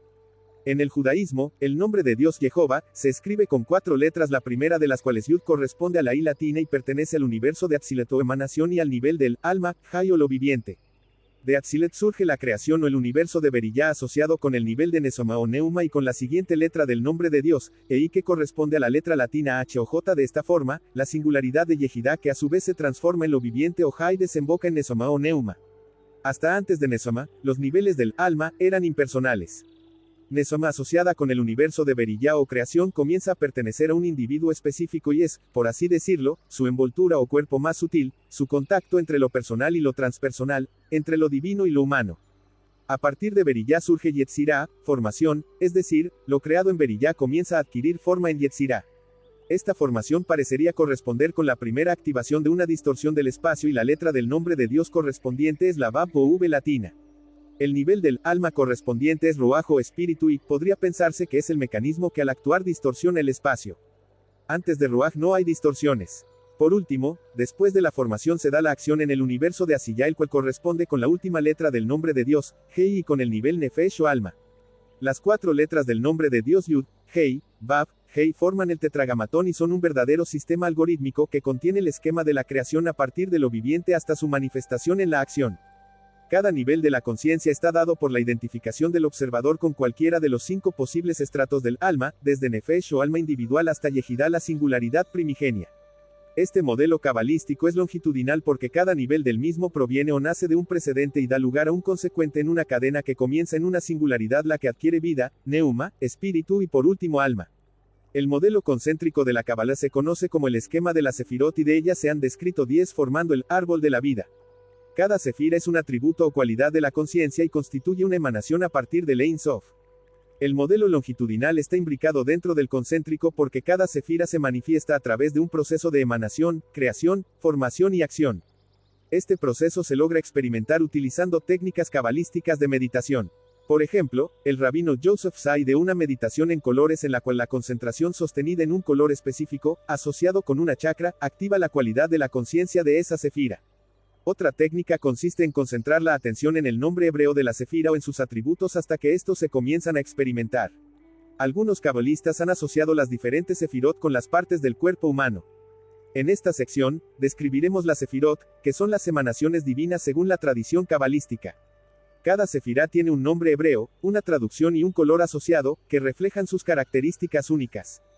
1. Keter, traducida como corona, está representada por el color blanco, simbolizando pureza y trascendencia. 2. Jochma, o sabiduría, es única, ya que su color incluye a todos los colores, representando la totalidad del conocimiento.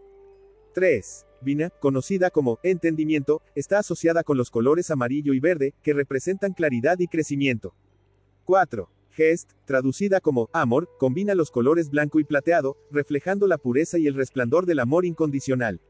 5. Gebura, o fuerza, se representa con los colores rojo y dorado, evocando poder y autoridad. 6. Tiferet, que significa belleza, está vinculada a los colores amarillo y púrpura, simbolizando equilibrio y armonía. 7. Netzai, traducida como victoria, utiliza el color rosa claro, representando la persistencia y la victoria alcanzada con gracia. 8. Hod, conocida como Splendor, se asocia con el color rosa oscuro, reflejando una belleza profunda y resonante. 9. Yesod, o fundamento, está representada por el color anaranjado, simbolizando estabilidad y conexión. 10. Finalmente, Malhut, que significa reino, está asociada con el color azul, representando el dominio y la manifestación en el mundo físico. Estas sefirot forman un mapa espiritual que describe la conexión entre lo divino y la realidad física, ayudándonos a comprender cómo interactúan las cualidades universales con nuestra experiencia cotidiana. Los extremos de la sefirot, Keter y Melket, se refieren a dos niveles también extremos de la conciencia, Keter lo más elevado y Malhut su manifestación. El modelo de la sefirot es concéntrico porque cada sefira está contenida dentro de la siguiente como las capas de una cebolla. Sin embargo, también es longitudinal en el sentido de que existen conexiones lineales entre cada capa. Más aún, cada universo desde Atzilut hasta Asiyah se puede dividir en 10 estratos correspondientes con la sefirot de tal universo. La Kabbalah considera la existencia de un centro luminoso ligado al Ein Sof, cuya luz alumbra cada sefira en cada universo. Dependerá de la limpieza interna del individuo, qué tanta obstrucción existe entre su conciencia y la luz. Mientras menos suciedad interna exista, mayor será la luminosidad que llegue y viceversa. Un individuo con una problemática interna intensa actuará como poseyendo velos de obstrucción para la luz. En esta concepción, cada sefira es una emanación de la luz del Ein Sof.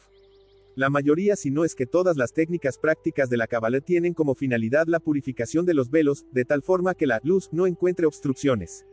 A su vez, cada sefira actúa y es una especie de vasija, o contenedor de un atributo de la luz proveniente del Ein Sof. Cada una de estas vasijas, al ser llenada por la luz, activa un atributo o cualidad de la conciencia. Una similitud entre esta concepción y la teoría sintérgica es la existencia de las bandas sintérgicas, siendo la luz y los velos la necesaria sintergia que un campo neuronal debe poseer para establecer una interacción congruente y limpia con alguna banda sintérgica y así activar la experiencia consciente asociada con los tributos de esta. De acuerdo con la Kabbalah y en concordancia con la teoría sintérgica, la luz jamás desaparece, pero los velos de obstrucción pueden llegar a filtrarla tanto que su luminosidad podría no ser suficiente como para llenar alguna vasija. En la teoría sintérgica se considera que las bandas sintérgicas siempre existen, esperando que algún campo neuronal adquiera el poder sintérgico suficiente como para interactuar en forma congruente con ellas. El modelo teosófico. La teosofía tiene su origen contemporáneo en los escritos de Madame Blavatsky, la que fundó esta corriente del pensamiento que fue enriquecida por los estudios de Annie Besant y Leadbeater, entre otros. Según la teosofía poseemos diferentes cuerpos, cada uno de los cuales está asociado con un nivel de la conciencia. Estos cuerpos son 7 en número.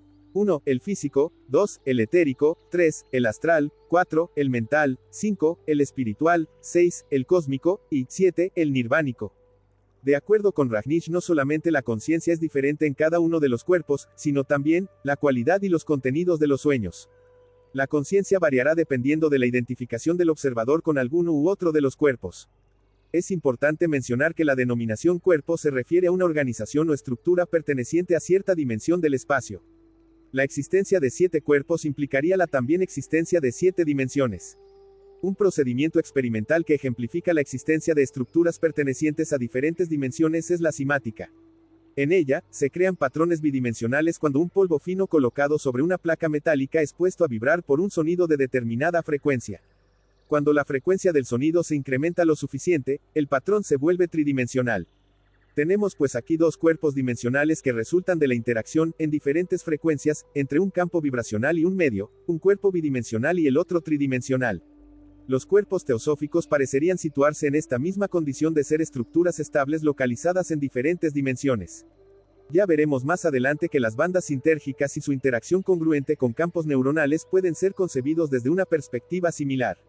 De la misma forma podrían ser entendidas las sefirot, los universos cabalísticos y los niveles del alma.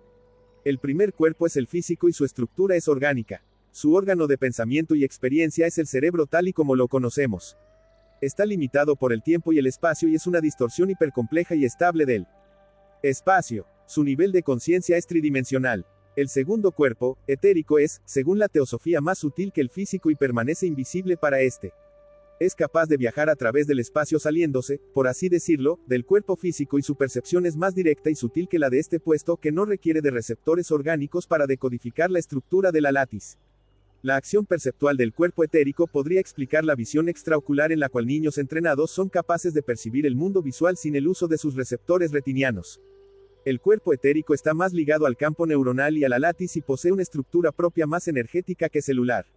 Los sueños del cuerpo físico están en correspondencia causal con la actividad cerebral y pueden ser estimulados activando los mecanismos receptores orgánicos.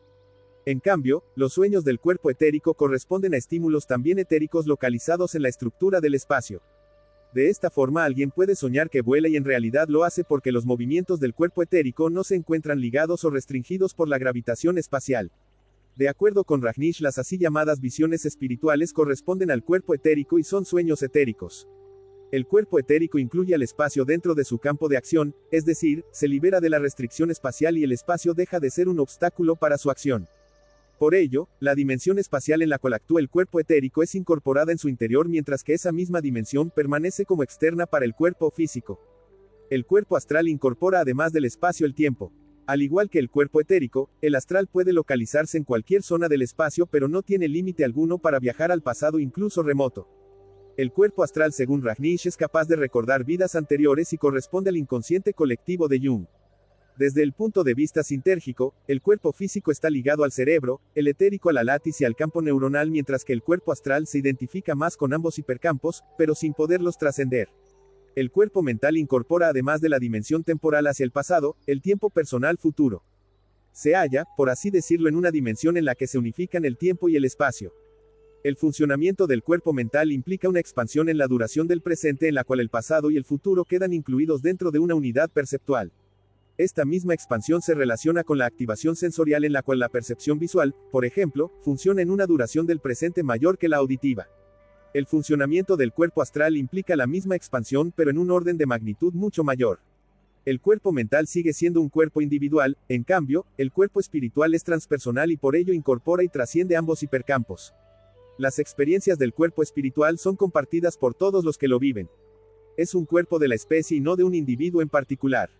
El cuerpo cósmico es el preámbulo a la conciencia de unidad. Este cuerpo trasciende el espacio, el tiempo, la individualidad y la dicotomía consciente-inconsciente.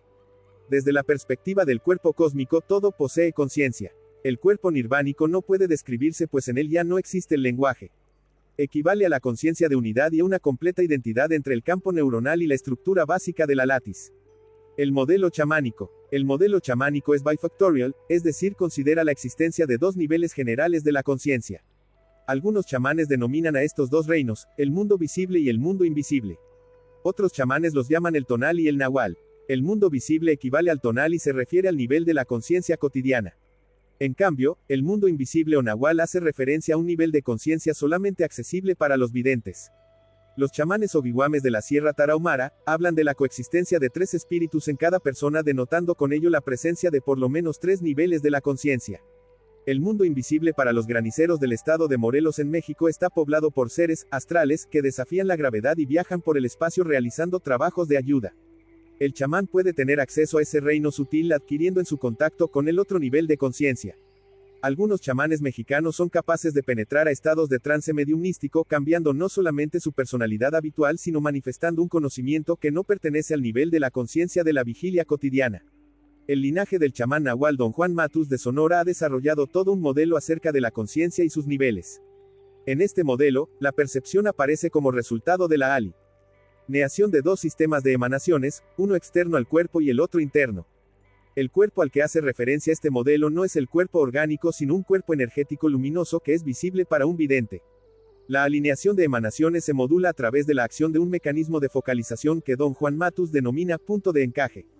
Este se localiza en la superficie del cuerpo o capullo luminoso y dependiendo de su posición en este, alinea diferentes bandas de emanaciones, dando lugar a percepciones de realidades alternativas.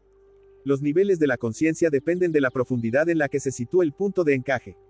La similitud entre este modelo y el sintérgico que afirma que la percepción surge como resultado de la interacción congruente entre un campo neuronal y la látiz del espacio-tiempo es obvia. Una de las características comunes de todos los chamanes auténticos es su capacidad de comunicación directa, la que les permite conocer, sin el uso de instrumentos verbales, el estado de la conciencia de quienes los visitan. Esta capacidad indica que el campo neuronal del chamán se halla en posibilidad de interacción fluida con otros campos neuronales y con la capacidad de decodificarlos. De la misma forma, el chamán parece ser capaz de decodificar y experimentar en forma directa ambos hipercampos. Se podría postular la existencia de un nivel de conciencia chamánica que he denominado la banda chamánica. El modelo chamánico es complejo y varía de linaje a linaje, aunque en todos ellos se vislumbran características comunes como las mencionadas antes y en especial la existencia de un modo de conciencia chamánica generalizada. El modelo budista. El modelo budista también es bifactorial y queda ejemplificado en la vida de su creador. Hace aproximadamente 2500 años el que conocemos como Buda nació hijo de un rey. Su infancia la vivió aislado dentro del palacio de su padre y rodeado de todas las comodidades. Nunca conoció la enfermedad, la vejez y la pobreza. Un día decidió salir de los jardines imperiales y por primera vez tuvo contacto con el pueblo. Asombrado y dolido se dio cuenta de la existencia de la invalidez y el pesar. Abandonó su vida aristócrata y durante años se sometió a múltiples enseñanzas con el objeto de lograr su propia iluminación. Desesperado porque ni el ascetismo, ni las prácticas religiosas ni las técnicas de control lo ayudaban, se sentó debajo de un árbol a meditar con la resolución de morir o llegar a iluminarse. Después de varios días y al ver una estrella alcanzó lo que deseaba. A partir de ese momento, se dedicó a enseñar y hasta el resto de sus días lo hizo. Su mente era de una claridad prístina y a través de cientos de discursos impartidos a miles de discípulos logró crear todo un movimiento de regeneración espiritual el cual todavía inspira y guía a millones de personas. Buda era un maestro verdadero y como tal enseñaba a cada quien según sus necesidades y sus niveles de entendimiento. Sus alumnos más avanzados crearon sus propias escuelas y linajes tratando de conservar intacto y sin desviaciones la enseñanza original.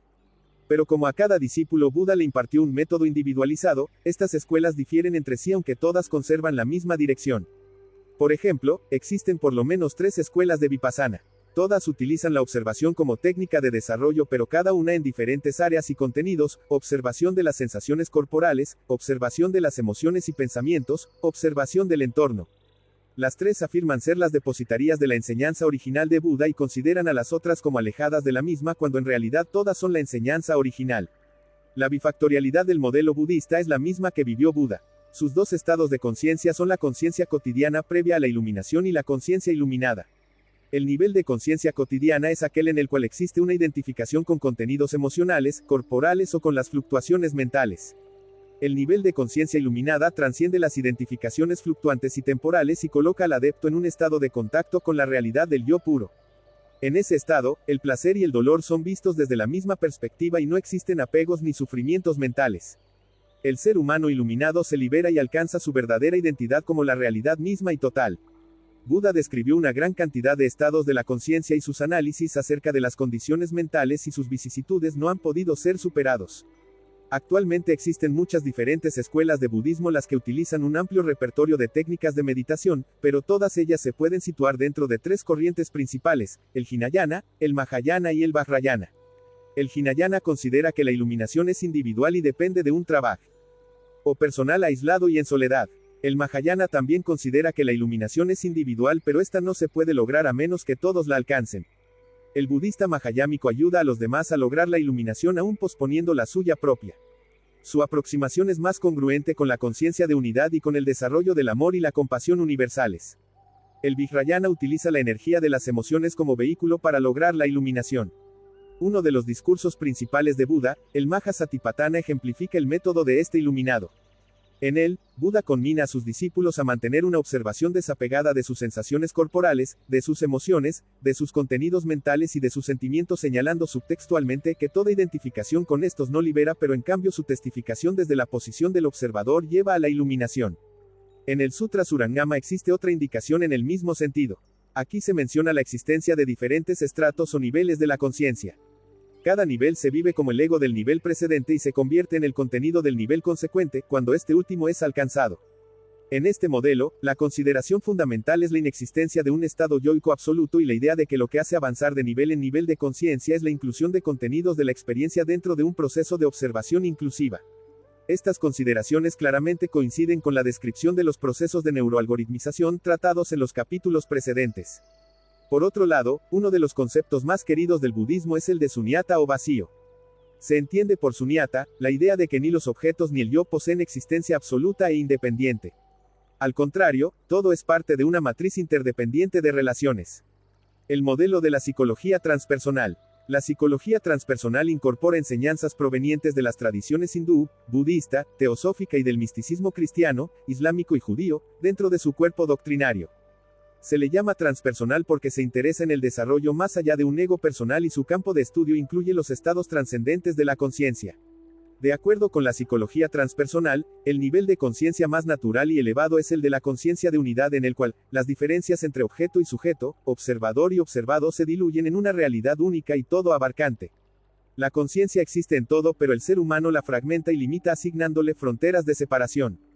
Estas fronteras están dadas por identificaciones limitadoras. La más común de todas las identidades es la que se asocia con el ideal del yo. Cuando un niño es educado, tanto sus padres como su escuela lo presionan para aceptar su conjunto de valores culturales considerados positivos y rechazar otros catalogados como negativos. La aparición de conductas negativas es castigada y la manifestación de pensamientos, ideas y acciones positivas es premiada. Poco a poco el infante se identifica con los aspectos positivos y reprime los negativos. Si una sociedad considera que ciertas necesidades corporales son negativas, enseña a bloquearlas aun cuando éstas se manifiesten naturalmente. Se establece así la primera frontera de la conciencia. Cuando los aspectos negativos traspasan esa frontera, el propio sujeto se encarga de negarlos como parte de su identidad real, solo aceptando como válido y verídico lo positivo. Se crea así una personalidad o máscara y una sombra. La máscara es lo aceptado y la sombra lo rechazado. Cuando la sombra se activa, el sujeto acusa al exterior o a otros sujetos por su aparición. En los casos más graves, la sombra se manifiesta como alucinaciones o delirios de persecución. El sujeto, incapaz de aceptar como parte de su identidad real a los aspectos negativos, los proyecta a los otros, salvaguardando así su identidad con los aspectos positivos. Cuando la tensión entre la personalidad y la sombra se hace insuperable, sobreviene una crisis de identidad la que o bien se somatiza provocando una enfermedad y en su extremo la muerte o bien activa un proceso de incorporación de la sombra a la máscara. Cuando esto último sucede y el sujeto logra aceptar como parte suya lo negativo, que antes rechazaba y proyectaba al exterior, sobreviene un cambio de conciencia. En este, el sujeto adquiere un ego el que integra en una unidad los aspectos positivos y negativos. Esta nueva identificación incorpora al cuerpo y sus necesidades como partes de la identidad real. Se diluye una frontera de separación y la conciencia se expande. Sin embargo, en este nivel de conciencia que Ken Wilber denomina del centauro y que ya incluye el cuerpo y la sombra, todavía existe una frontera entre el yo y el otro o entre el sujeto y el objeto. Para acceder a un nuevo nivel de conciencia, la noción de cuerpo debe sufrir una expansión. En esta, se incorporan al yo los acontecimientos, las experiencias y los patrones que antes eran considerados como pertenecientes a lo externo, es decir, al no yo. De esta forma, el centauro se comienza a identificar con su territorio y acontece un acercamiento a la unidad con los demás. Los otros y uno ya no están separados sino que se viven como unidos en una nueva identidad. Más adelante, el sujeto se reconoce como un verdadero hijo del hombre, es decir, su conciencia ya no es la de una persona independiente y separada sino humana en el más alto sentido de la palabra. Todas las emociones humanas, todos los sentimientos y experiencias que son capaces de vivirse como ser humano se aceptan como parte de la identidad. Ya no es fulanito el que experimenta sino que es el ser humano en fulanito el que se manifiesta. Esta identificación con lo humano es un nivel de la conciencia más expandido que la conciencia del centauro, pero aún es limitado y con fronteras de separación. El siguiente nivel de la conciencia podría ser denominado cósmica cuando el Hijo del Hombre incorpora el cosmos como parte de su identidad real. Por último, el hombre cósmico se convierte en el cero en la existencia pura y dejan de existir denominaciones e identidades parciales. Se alcanza así la conciencia de unidad. Todos los niveles de la conciencia se asocian con estratos de identificación y con fronteras cada vez más tenues hasta que la última división se rompe y se vive experimentando aquello que no tiene nombre como lo verdadero. En este nivel se comprende que cualquier imagen o percepto se ve a sí mismo y que lo que experimenta es aquello focalizado en uno mismo y por último, aquello y uno mismo se acaban por fundir en el uno. El modelo sintérgico. El mayor deseo de todo pensador es llegar a una concepción de la realidad que permita aceptar su diversidad infinita pero que al mismo tiempo lo sitúe en la perspectiva de una visión unificadora de la misma. El modelo sintérgico pretende lograr este ambicioso propósito a través de la conceptualización de un esquema que explique la creación de la percepción. De acuerdo con el modelo sintérgico, la conciencia es un atributo de la látiz del espacio-tiempo cuyo estado fundamental o básico constituye también el estado primordial de la conciencia, lo que bien podría denominarse conciencia pura. Los diferentes niveles de la conciencia son otros tantos estratos de las distorsiones que la estructura básica de la látiz puede asumir. La conciencia humana, por ejemplo, aparece cuando el cerebro humano logra crear un campo neuronal que instaura una macrodistorsión hipercompleja en la látiz. Desde este punto de vista, una imagen visual, como ya vimos, es en sí misma una particular distorsión tridimensional de la látiz que requiere, para ser activada, de un cerebro humano y un campo neuronal pero que no precisa de un observador para existir. Por ello, S.M. Goenka, uno de los más afamados maestros de Vipassana, afirmó en una ocasión que la imagen se ve en sí misma y el sonido se oye en sí mismo. Las diferentes cualidades de la conciencia y sus niveles son explicados por la teoría sintérgica como asociados con estratos discretos de organización de la látiz. Estas bandas sintérgicas corresponden también con estratos discretos, neurosintérgicos, del campo neuronal. La látiz parecería ser capaz de distorsionarse a lo largo de un continuo sin pasos abruptos. Lo mismo podría ser considerado para la neurosintergia del campo neuronal. Es decir, teóricamente no tendrían que existir ni bandas sintérgicas en la látiz ni niveles cuánticos de organización neurosintérgica del campo neuronal. Sin embargo, toda la evidencia descrita en este capítulo acerca de la existencia de diferentes niveles de la conciencia señala que debe ser asumida una organización discreta tanto para la látiz como para el campo neuronal. De esta forma, cada nivel de la conciencia correspondería con una interacción congruente entre una banda sintérgica y un campo neuronal con un nivel neurosintérgico análogo a la sintergia de la banda correspondiente de la látiz. De la misma forma que cada punto de la látiz contiene la totalidad, así cada experiencia es una vivencia de la totalidad por la totalidad misma. El hecho de que no lo comprendamos así depende de nuestro nivel de entendimiento y de la identidad que asumimos. Vivir una imagen visual como vista por sí misma requiere de un darse cuenta difícil de lograr. Es más fácil arrogarse una identidad concreta y considerarla como centro de la percepción, puesto que eso está más de acuerdo con el sentido común, el cual nos presenta centros separados e independientes de existencia tales como los objetos o los cuerpos orgánicos. Cada cualidad sensorial es un nivel de la conciencia y corresponde con una banda psi. NT con acento agudo RGICA particular en interacción congruente con un campo neuronal de una neurosintergia específica. Esta última está determinada, en parte, por la densidad informacional del campo neuronal, la que a su vez, depende de la cantidad de interacciones neuronales. Esta está dada por la duración del procesamiento cerebral, por lo que asociado con la neurosintergia se encuentra un funcionamiento en determinada duración del presente. Ya había mencionado que la expansión de la duración del presente determina una percepción temporal definida en la cual una serie de acontecimientos sucediendo en diferente tiempo se unifican. La unificación temporal es una transformación del espacio en tiempo y por ello se puede concebir como una penetración a la tetradimensionalidad. Así cada nivel de la conciencia podría concebirse como funcionando en la tetradimensionalidad o como penetrando en ella. La tetradimensionalidad posee como atributo la conciencia, por lo que cada cualidad sensorial con una diferente duración de presente y cada nivel de conciencia también ocurriendo en una particular duración del presente, podrían concebirse como distintos estratos de penetración al universo tetradimensional hasta que en el límite de expansión máxima de la duración del presente, lo que existe es la tetradimensionalidad pura de la látiz en conciencia pura. En conclusión, las orbitales de la conciencia son los diferentes niveles que la conciencia es capaz de asumir, desde su identificación con aspectos concretos de la realidad hasta la conciencia de unidad en donde no existen dicotomías y separaciones entre objetos y sujetos. En este nivel de fusión entre el observador y lo observado, la experiencia resultante es que la imagen se ve a sí misma y el sonido se oye a sí mismo. Los diferentes niveles de la conciencia dependen de la sintergia del campo neuronal en el nivel de la experiencia y de la capacidad neuroalgorítmica en el nivel de comprensión. ¿Quién dijo que aprender y relajarse no pueden ir juntos? En La Pereza, combinamos sabiduría con comodidad.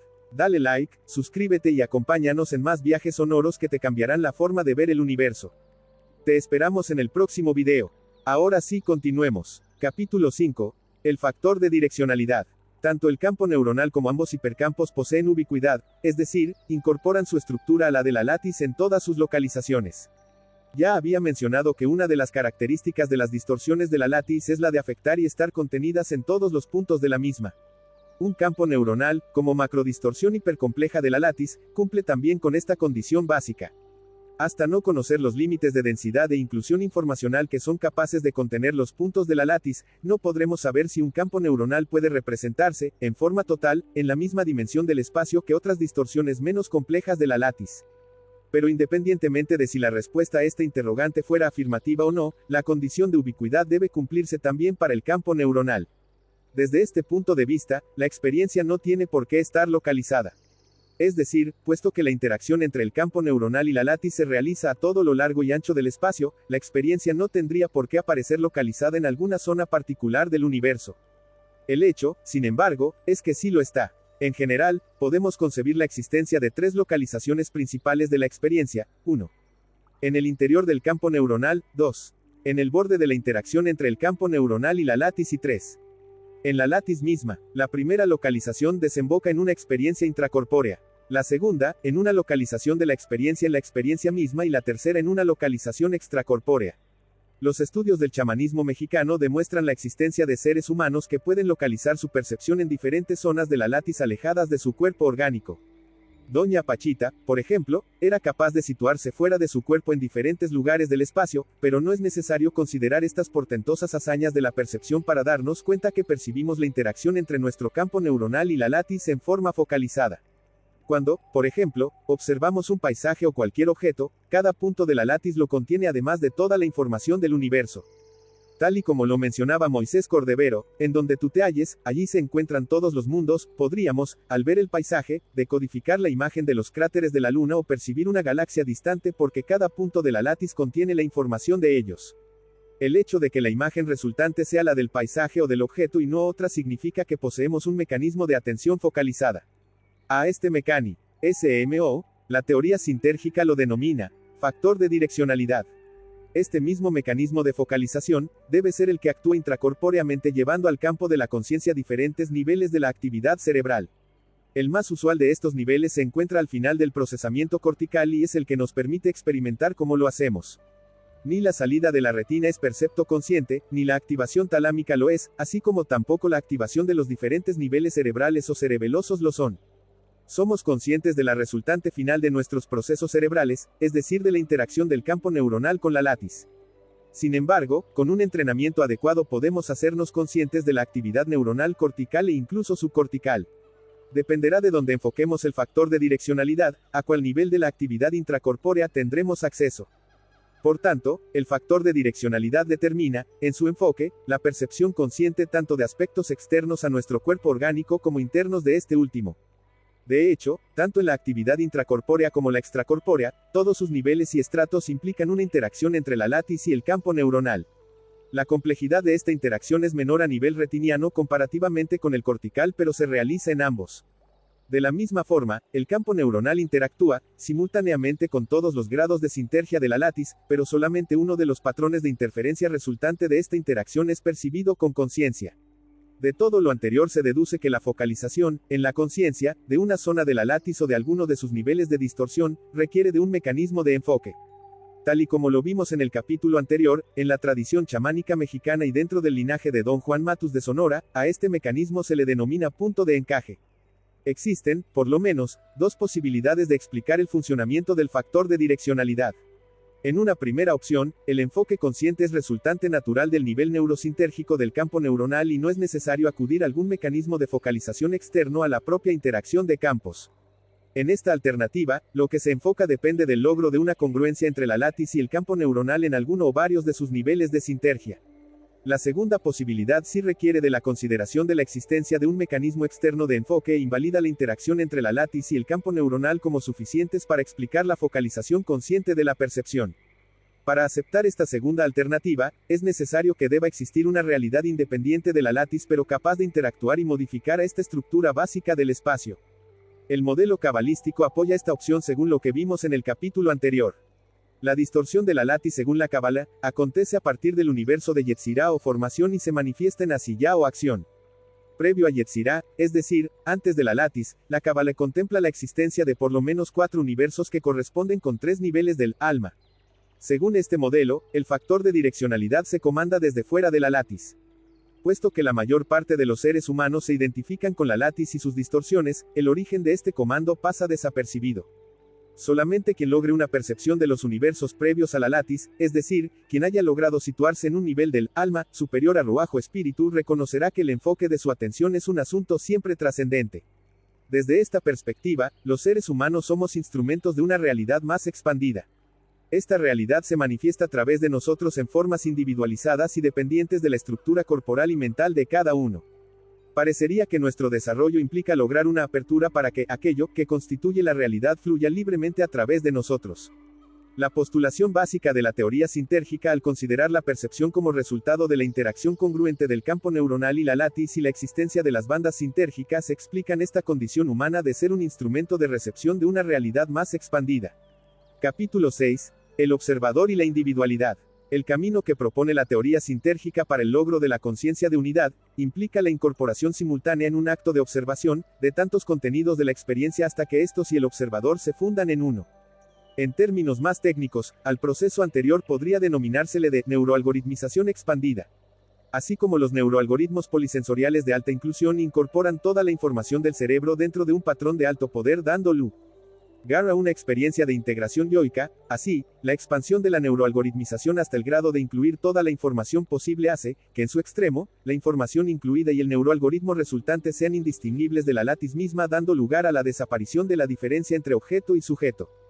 En esta conciencia de unidad, el observador y sus contenidos de percepción se funden en una unidad, es decir, se vuelven uno. En los aforismos sobre el yoga de Patanjali, este autor describe la técnica de samyama como apta para lograr lo anterior. Samyama consiste en observar un objeto y mantener su observación hasta que el observador y el objeto se fundan en uno. A esta fusión el yoga la denomina samadhi. El camino del yoga implica la observación samadhika de objetos cada vez más sutiles hasta que el último objeto sea el mismo ser. En ese momento se logra la unidad entre objeto y sujeto. En el modelo de la Cábala, cada nivel del alma, desde Nefesh hasta Yehidá, singularidad, es más sutil e igualmente, el universo asociado con cada alma, representa, como en el yoga, un objeto de observación de cada vez mayor sutileza. Así por ejemplo, Asiya o acción correspondería con distorsiones visibles de la lattice, en cambio, el Ein Sof se asociaría con una realidad más intangible. El desarrollo cabalístico, de la misma forma que el yogico, parece implicar este ascenso desde lo burdo hacia lo sutil. Tenemos pues aparentemente dos caminos de desarrollo. En el sendero chamánico y en la tecnología sintérgica, el ascenso a la conciencia de unidad se produce cuando se logran unificar en una observación simultánea todas las experiencias posibles. En el trayecto yogico y cabalístico, hacia la misma conciencia de unidad, la observación es en pasos desde lo más concreto hasta lo más abstracto. Por supuesto que el samadhi en el ser implica la fusión con todos los niveles previos, de la misma forma que en la Cábala, la identidad con la singularidad incluye la incorporación de todos los niveles previos de las almas. De la misma forma, en el modelo sintérgico la neuroalgoritmización incorpora ambas condiciones, la inclusión simultánea de diferentes elementos y el incremento de abstracción. De hecho, un neuroalgoritmo de alto poder es correlativo con un nivel de la realidad más sutil, mientras que un neuroalgoritmo de pobre inclusión corresponde con niveles más concretos de la misma realidad. Por lo tanto, los dos caminos de desarrollo son y desembocan en lo mismo. La síntesis de un neuroalgoritmo de alto poder se asocia con la activación de un campo neuronal de alta neurosintergia y por lo tanto con la posibilidad de interacción congruente de este campo neuronal con una banda sintérgica de alta coherencia, densidad informacional y frecuencia. Este mecanismo de interacción implica una verdadera capacidad perceptual por parte del cerebro y explica nuestra capacidad de recepción de información sutil. Cada ser humano se caracteriza por una capacidad individualizada dada por la estructura de su cerebro y por lo tanto por la morfología específica y personal de su campo neuronal. Esta morfología individual se vislumbra en la también individual morfología del patrón de correlación interhemisférica que cada cerebro manifiesta. Por lo tanto, la individualidad podría definirse como dependiente de la particular y específica capacidad de recepción, interacción o captación de aspectos más o menos sutiles de la información contenida en las diferentes bandas sintérgicas. Aún en la conciencia de unidad, la individualidad se mantiene expandiéndose y no desapareciendo. Pero obviamente la individualidad no es un estado o condición de pasividad. Cada ser humano representa un evento único y no repetible en toda la historia del universo. Bien se podría afirmar que además de ser receptores de bandas sintérgicas somos los creadores de las mismas. Los seres humanos más evolucionados de todos los tiempos han legado a la especie las bandas sintérgicas que ellos crearon. Algunas tradiciones como la tibetana poseen técnicas para recrear tales bandas y así experimentar los estados de la conciencia de sus creadores. Para lograr esta portentosa hazaña de la percepción, utilizan visualizaciones. Los famosos tankas en los que están dibujados deidades budistas con gran lujo de detalles, son visualizados con la máxima exactitud por adeptos entrenados. Los esquemas geométricos, colores y formas inscritos en estos dibujos, al ser visualizados, activan un estado cerebral que sirve para activar un campo neuronal con la morfología exacta para establecer una interacción congruente con la banda sintérgica que representa el nivel de conciencia de la deidad correspondiente. La Cábala también ha desarrollado técnicas de visualization para, por ejemplo, recrear el estado de conciencia asociado con las diferentes sefirot.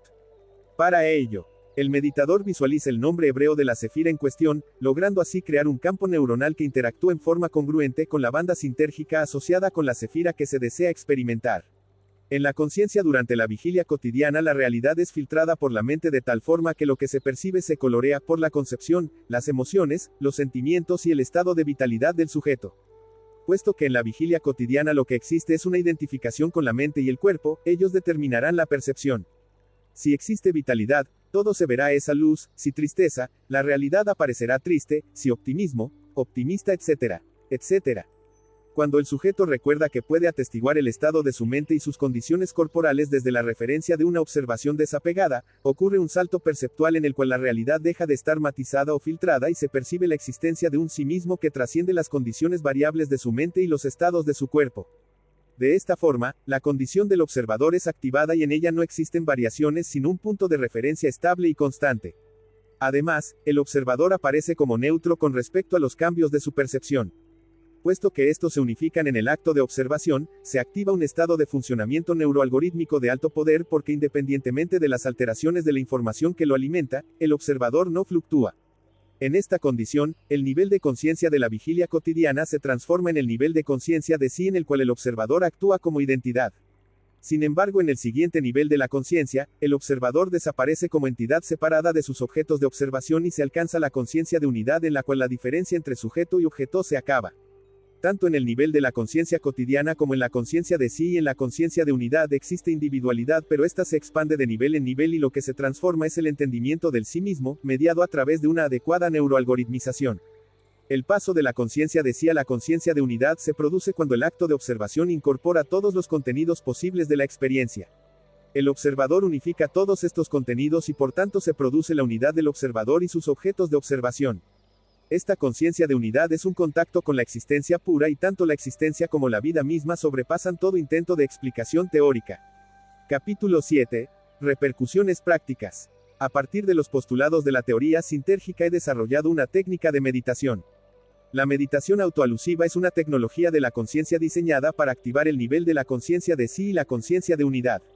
Se basa en la observación desapegada y simultánea de diferentes áreas de la experiencia, las sensaciones corporales, los pensamientos, las emociones y el entorno. La psicofisiología del poder es una tecnología de la conciencia diseñada para influir positivamente sobre ambos hipercampos. Se basa en la consideración de la existencia de un factor de direccionalidad colectivo capaz de ser modificado por el factor de direccionalidad individual, y en un atractor extraño del futuro ideal del hipercampo con el cual es posible establecer un contacto. El hipercampo puede ser concebido como un macrocampo neuronal que, al igual que el campo neuronal individual, posee una dirección de desarrollo y un enfoque a través de la focalización de un factor de direccionalidad colectivo.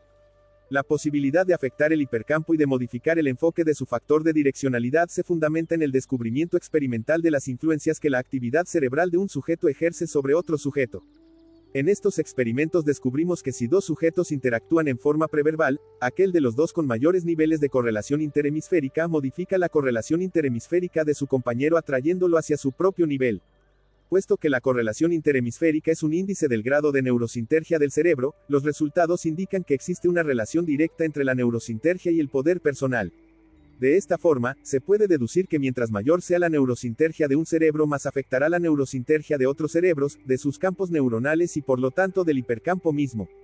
Por otro lado, tal y como existe una dirección de desarrollo individual hacia la conciencia de unidad, representada por un eje de incremento neurosintérgico del campo neuronal individual, así también existe una dirección evolutiva del hipercampo. La teoría sintérgica postula que esta dirección de la evolución hipercámpica no es azarosa y está comandada por un atractor extraño. El atractor extraño del futuro ideal del hipercampo equivale al punto omega de Teilhard-de-Chardin y se puede concebir como el estado de mayor centralidad y complejidad del universo que atrae hacia sí mismo a las distorsiones de la látiz. Esta atracción es la responsable de que las distorsiones elementales de la látiz se organicen en sistemas complejos desde el átomo, la molécula, la célula viva y el organismo humano, desembocando en la organización de la látiz más compleja, el cerebro humano. En la psicofisiología del poder, el contacto y la percepción del atractor extraño del futuro ideal del hipercampo se produce cuando se logra incrementar la neurosintergia individual a través de la meditación autoalusiva y cuando se expande la duración del presente.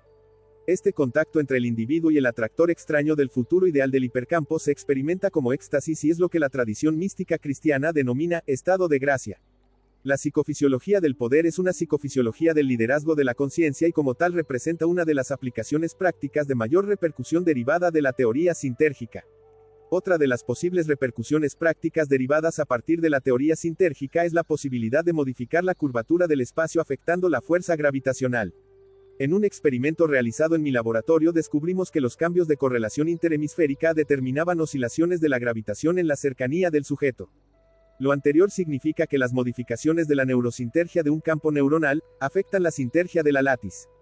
La posibilidad de afectar la gravitación a voluntad y de utilizar esta modificación gravitacional tiene repercusiones prácticas inmensas, tales como la transportación, la levitación e incluso la creación de un motor gravitacional. Puesto que la látiz es un superconductor, el incremento en la coherencia de un cerebro equivale y produce una acción similar al efecto Meissner en el cual un imán levita cuando se coloca sobre un material superconductor. Otra de las aplicaciones prácticas de la teoría sintérgica es en el campo de la comunicación. En un experimento reciente, descubrimos la existencia del potencial transferido. Cuando dos sujetos han logrado establecer una comunicación empática preverbal y después son separados uno del otro, la estimulación de uno de los dos sujetos activa un potencial en el otro sin mediación de señales sensoriales. El potencial transferido es una manifestación de un intercambio directo de información específica de cerebro a cerebro y podría ser utilizado como medio para enviar información sin el uso de instrumentos electrónicos. Estamos a punto de iniciar un experimento para probar si existe una velocidad de transmisión del potencial transferido.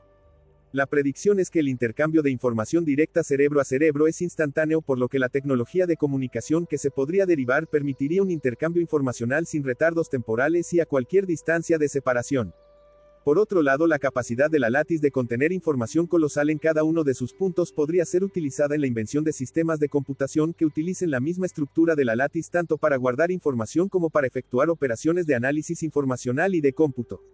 La invención de una computadora de la látiz similar al cerebro humano, la que sería capaz de crear campos energéticos parecidos al campo neuronal y aprovechar sus operaciones, es otra de las repercusiones prácticas de la teoría sintérgica. Por último, la látiz posee una capacidad energética prácticamente infinita en cada uno de sus puntos. Se podría concebir la creación de un instrumento que extrajera energía directamente de la látiz y que la transformara en electricidad, calor, etc.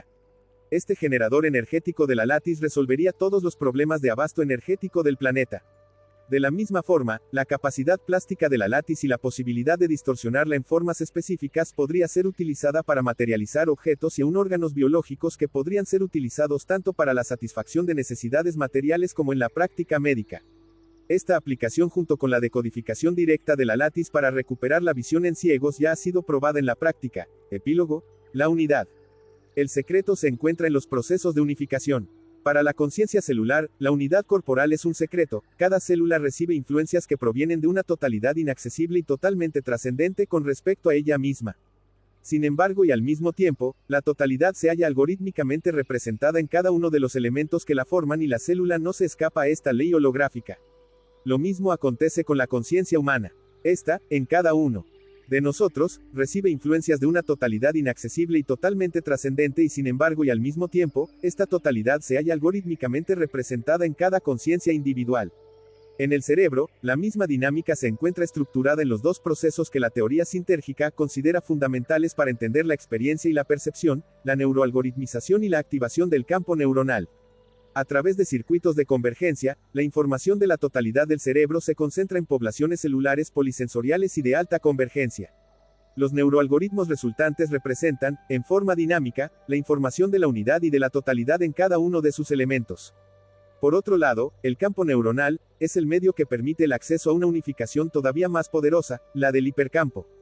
Ambos procesos se complementan y son necesarios. Un percepto no puede crearse sin un campo neuronal capaz de distorsionar la látiz del espacio-tiempo. El mismo percepto no puede identificarse si no ha sido neuroalgoritmizado. De la misma forma que cada elemento recibe influencias provenientes de la unidad de la cual forma parte, cada elemento de una totalidad afecta a la unidad. Por ejemplo, una modificación neuroalgorítmica produce una alteración concomitante del campo neuronal y del hipercampo. La influencia de un elemento se diluye a medida que la unidad se engrandece. Así, el mismo cambio neuroalgorítmico que altera poderosamente a un campo neuronal, afecta pero en menor medida al hipercampo. Exactamente las mismas dinámicas han sido descritas en el campo de la mística. Por ejemplo, Moshe Chaim Luzzatto escribió que existen fuerzas espirituales provenientes de la unidad que afectan cada conciencia humana y que a su vez la conciencia individual envía influencias que afectan los reinos espirituales. El modelo sintérgico explica tales influencias a través de su postulación central, a saber, la interacción entre el campo neuronal y la latiz del espacio-tiempo. Formamos parte de un organismo planetario del cual somos células. Nos interconectamos a través de la latiz y de nuestros campos neuronales. La teoría sintérgica es un modelo que intenta explicar esta unidad planetaria. Apéndice. Reflexiones acerca del tiempo. Acerca del tiempo se pueden plantear un sinnúmero de preguntas, desde su existencia objetiva hasta su relatividad. Empezaré con la primera pregunta, a saber, si su existencia es real o si es solo un producto subjetivo de nuestro funcionamiento psicológico. A no dudarlo, el tiempo, en su percepción, cambia de acuerdo con el estado psicológico. De todos es conocida la experiencia de sentir cómo un minuto, medido por un reloj, se alarga subjetivamente cuando estamos en una situación de gran demanda o de peligro, y cómo se acorta considerablemente cuando vivimos una experiencia placentera. Por otro lado, Alberto Einstein se encargó de demostrar que el tiempo posee una realidad relativa la cual depende de la velocidad del sujeto que lo mide. A medida que un viajero se acerca a la velocidad de la luz, su tiempo se lentifica con relación a un observador inmóvil y termina por desaparecer en el límite mismo de la velocidad de la luz. La famosa paradoja de los gemelos ilustra este relativismo temporal. En ella, uno de los gemelos viaja a una estrella distante a gran velocidad, cercana a la de la luz, mientras el otro permanece en la Tierra. Al retorno del viajero, su hermano ha envejecido considerablemente más que él. De esta forma, tanto desde un punto de vista objetivo como subjetivo, el tiempo no posee una existencia absoluta en lo que se refiere a la velocidad de su transcurrir. ¿Quiere esto decir que el tiempo no existe? Contestar afirmativamente a esta pregunta implicaría negar la existencia del pasado y de una dirección temporal de los eventos. Por ejemplo, si se vierte una gota de tinta en un vaso de agua, más tarde o más temprano toda el agua se habrá teñido con el color de la tinta, la dirección del proceso es desde la gota hasta su dilución. Sería impensable y absurdo considerar la existencia de una dirección temporal inversa. Es decir, de la dilución a la gota, y por tanto se debe asumir la existencia de una direccionalidad temporal real y no objetiva. Sin embargo, algunos físicos de frontera como Jacques Sarfati opinan que hay la posibilidad de que existan partículas elementales, los taquiones, capaces de viajar a velocidades supraluminales y por lo tanto en una dirección temporal invertida con respecto a la usual, es decir, del futuro al pasado. Hasta donde yo sé, todavía no se ha podido demostrar la existencia de los taquiones, pero sí de interacciones a distancia instantáneas, es decir, sin retardo. Esto implica que desde un punto de vista objetivo, el tiempo es capaz de desaparecer. Por otro lado, los místicos y contemplativos de todas las épocas han hablado de la existencia de un estado de conciencia que funciona en la atemporalidad. Ellos afirman que todo lo que existe, acontece en un presente absoluto, en el cual no existe ni el pasado ni el futuro. Esto quiere decir que también desde un punto de vista subjetivo el tiempo puede dejar de existir. ¿Cómo compaginar todas estas diferentes concepciones y llegar a una conceptualización que las incluya sin contradicciones? Una posibilidad en este sentido la ofrece al modelo de la latiz y la teoría sintérgica. De acuerdo con nuestro conocimiento de la latiz, esta es capaz de variar su organización, desde un nivel básico de total simetría y coherencia hasta su hiperdistorsión dada por sus interacciones con el campo neuronal y con el hipercampo. Se podría postular que en el estado básico de la latiz, el tiempo no existe y que un hombre cuyo campo neuronal sea de la suficiente sintergia como para no distorsionar a la latiz, experimentará la vivencia mística de la atemporalidad en un presente absoluto.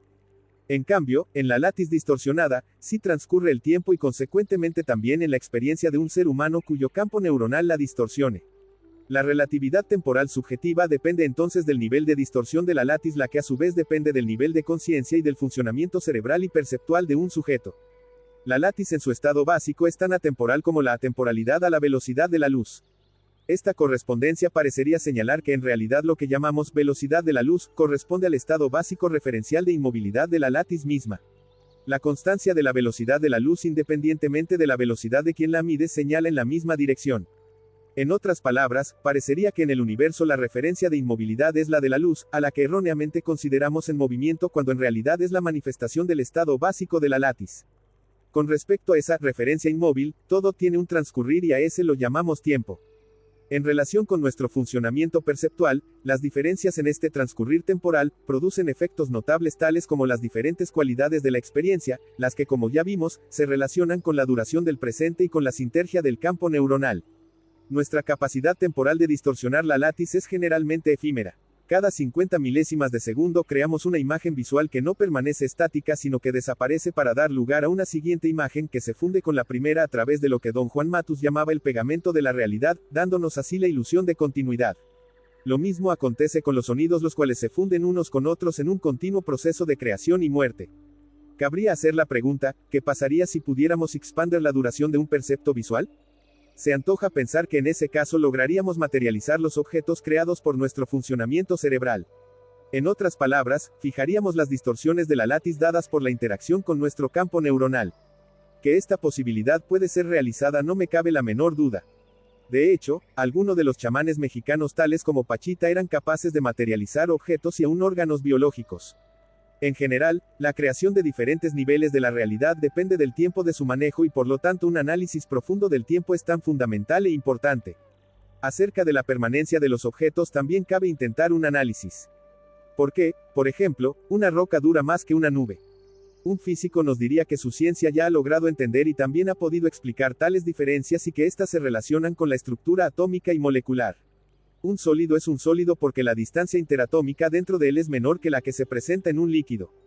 Un gas es una organización de átomos y moléculas en la que los espacios vacíos son mucho mayores que los de un líquido, etc.